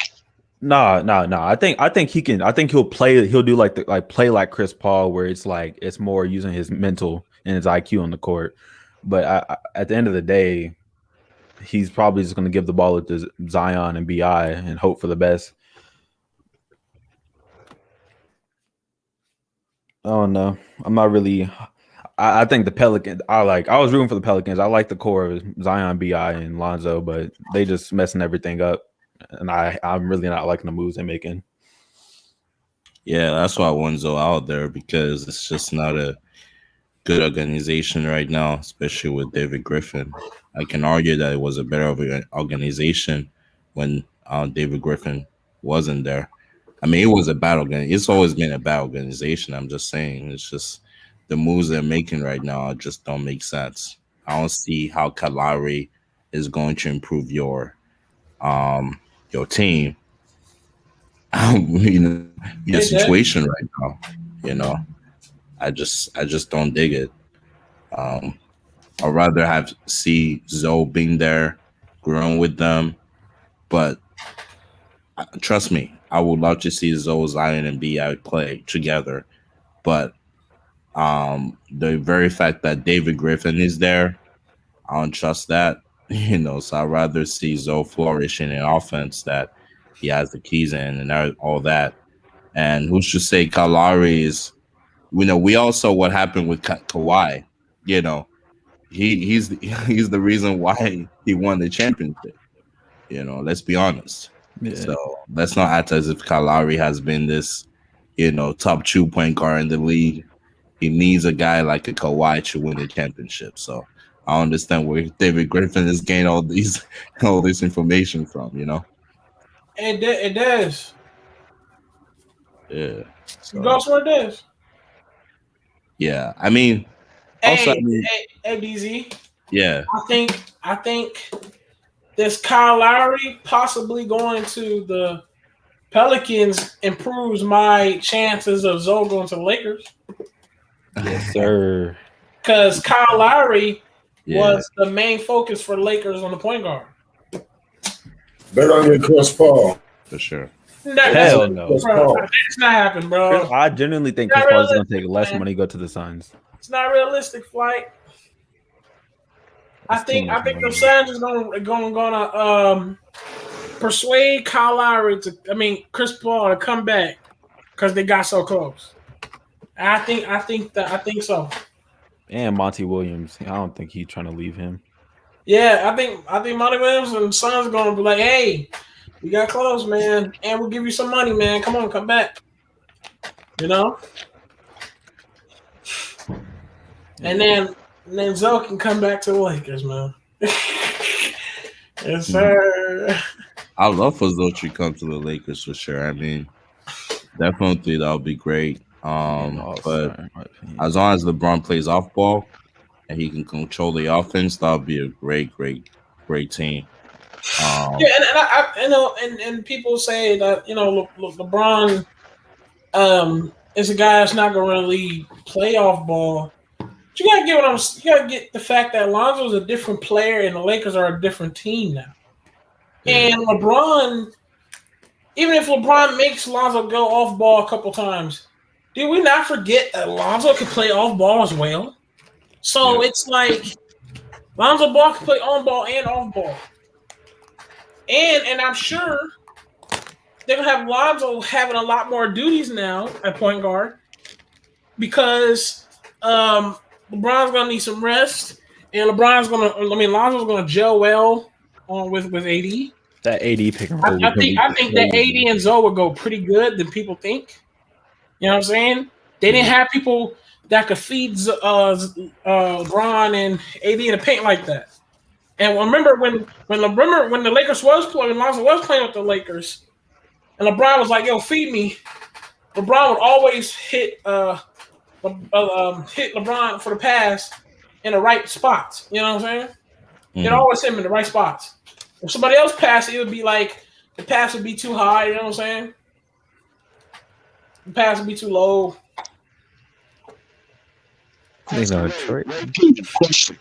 Yeah. SMG because the Lakers have a better chance of giving Zoe a ring. Pelicans not even gonna make it to the playoffs. The niggas suck. Wait, before you go off, hold on, let me get you because I know you about to go off too. I ain't gonna go off. Go ahead. Okay.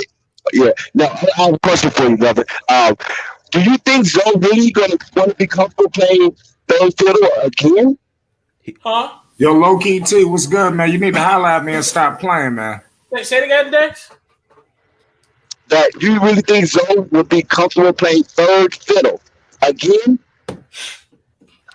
I don't think it's okay, here's the thing. I think he would be more comfortable because he's back home. His confidence is better. He gets to redo that little bad taste he put in LA. And Zoe is, like you said, we all said it, he's involved his game. So even if a couple of moments LeBron has to play him off ball, Lonzo can still do his thing off ball. And we forget LeBron has a high IQ. LeBron's not going to miss Zoe on a wide open cut like Bledsoe past the fucking ball. LeBron's not going to miss Zoe on a wide open alley-oop like Brandon Ingram past the fucking ball. So all I'm saying is it ain't the same Lakers because LeBron is older. They need a guy who can play make a little bit more. Zoe can be that person. And Zoe has evolved his game where if there's moments that Zoe has to be ready to hit that shot, guess who's going to hit that shot? Zoe. So, and that's why SMG said, well, why don't you just put him with the Pelicans back? Well, Pelicans ain't going no fucking where. They're fucking bums. They suck. The Lakers, at least, they can fight for something. You know what I'm saying? I'm glad you also hate Eric Bledsoe. He hates everything on the Pelicans and he hates the Twins. Oh, yeah. If Eric Bledsoe was in front of my face, I'd probably take a good swing at his ass for trying to not let Lonzo do his thing. I'd probably try to take a good swing at his ass. Shoot 2 air balls and still get the ball back. Bitch ass. The 2 things that Ray hates is the Pelicans and the Twins. You said who? Hold on, Oh, y'all. yeah, Hold on, y'all. It's Flight Sports TV. Hold on, y'all. Hold on, y'all. I need some silence real quick. We got a new guy in here in the building. His name is Cass. What's going on? What's going on, Flight? What's going on? What's going on, man? Where you calling from? Hempstead, Long Island. Okay, man. I got my man on the building, man. He coming here to share his talent with the people. He got a poem he want to spit for us, man. Go for it, man. It's Flight Sports TV. All right, I got you. Now I got something for our people to hear. You can hear me? Yeah. All right. Everybody mute their mic. This for my black people. You see, the goal is to educate, tell the story of growing black, the damages of Willie Lynch finesse his way into Section 8. Power to the people, but our own people we kill and hate. Everyday poor niggas sit around and talk about the rich like it's the great debate. Sometimes I be feeling like it's too late. No disrespect to Nat and Harriet, but slavery we have yet to escape. Fought in civil wars, but still our death toll held no weight. Some of these niggas unconscious is fake. I hate black women, but then look at your mama's face. I love them too, but keep it real. Being black is the only thing that made Obama great. Khalif and his mama suffered. They say it was all by mistake. We too strong. They want to see the black man take his final fall. You act like you don't know what's going on. My brother, you need a final call. You just another lost nigga. You need to find your cause. They say we longer than the white man, but when it comes to their money, we forget that we got our balls and we settle for it all. That 40 acres and a mule, too small. Time to buy back the block and take what's yours. Cause the white motherfuckers got some shit in store and they ain't wearing hoodies no more. They in offices. That's it. Can't fuck up the last part. It's all good. You good, bro? Hey, That's real, man. we ain't professional judges, man. You delivered, man. You went up here brave. You know what I'm saying? You showed us your talent, bro. Respect, bro. That's a fact. Appreciate y'all. No problem, Cass. Holla at us, man. We see you on Friday. Yeah, thanks for the airtime, players. Y'all have a good one. Hey, no, appreciate you, bro. Appreciate you, man. All right, continue. Hey, conversation chill, man. There's a guy that's displaying his talent, man, and you know this is what y'all do. If y'all got a talent, man, we down to spread the wealth, man. We trying to grow together, man. Y'all chill. We trying to grow together, man. That's all that was. We just talking about Bledsoe and everybody, man. It's crazy what's going on with Eric Bledsoe and because I said they talk about Bledsoe because I started that heat up about Bledsoe. Fuck Bledsoe. fucking doorknob. Hate that guy, bro. Bro, that Bledsoe is a bullet head. Dude, that dude is annoying, bro. Bledsoe is annoying, man. Hey, what's that movie? Stop the Yard. That dude said, no. Well, listen, y'all, it's Flight Sports TV. Anybody, you know, ain't nothing scripted over here. I didn't rehearse nothing. Somebody said they want to do something. I just got the platform. You know, I would have did it for you. It's Flight Sports TV. Listen, y'all, we about to get up out of here, man. We got a crazy 1 in the hour. Yo, y'all be back, man. Hit that like button, hit that subscribe button. It's Flight Sports TV. We'll be back, man. Flight Sports.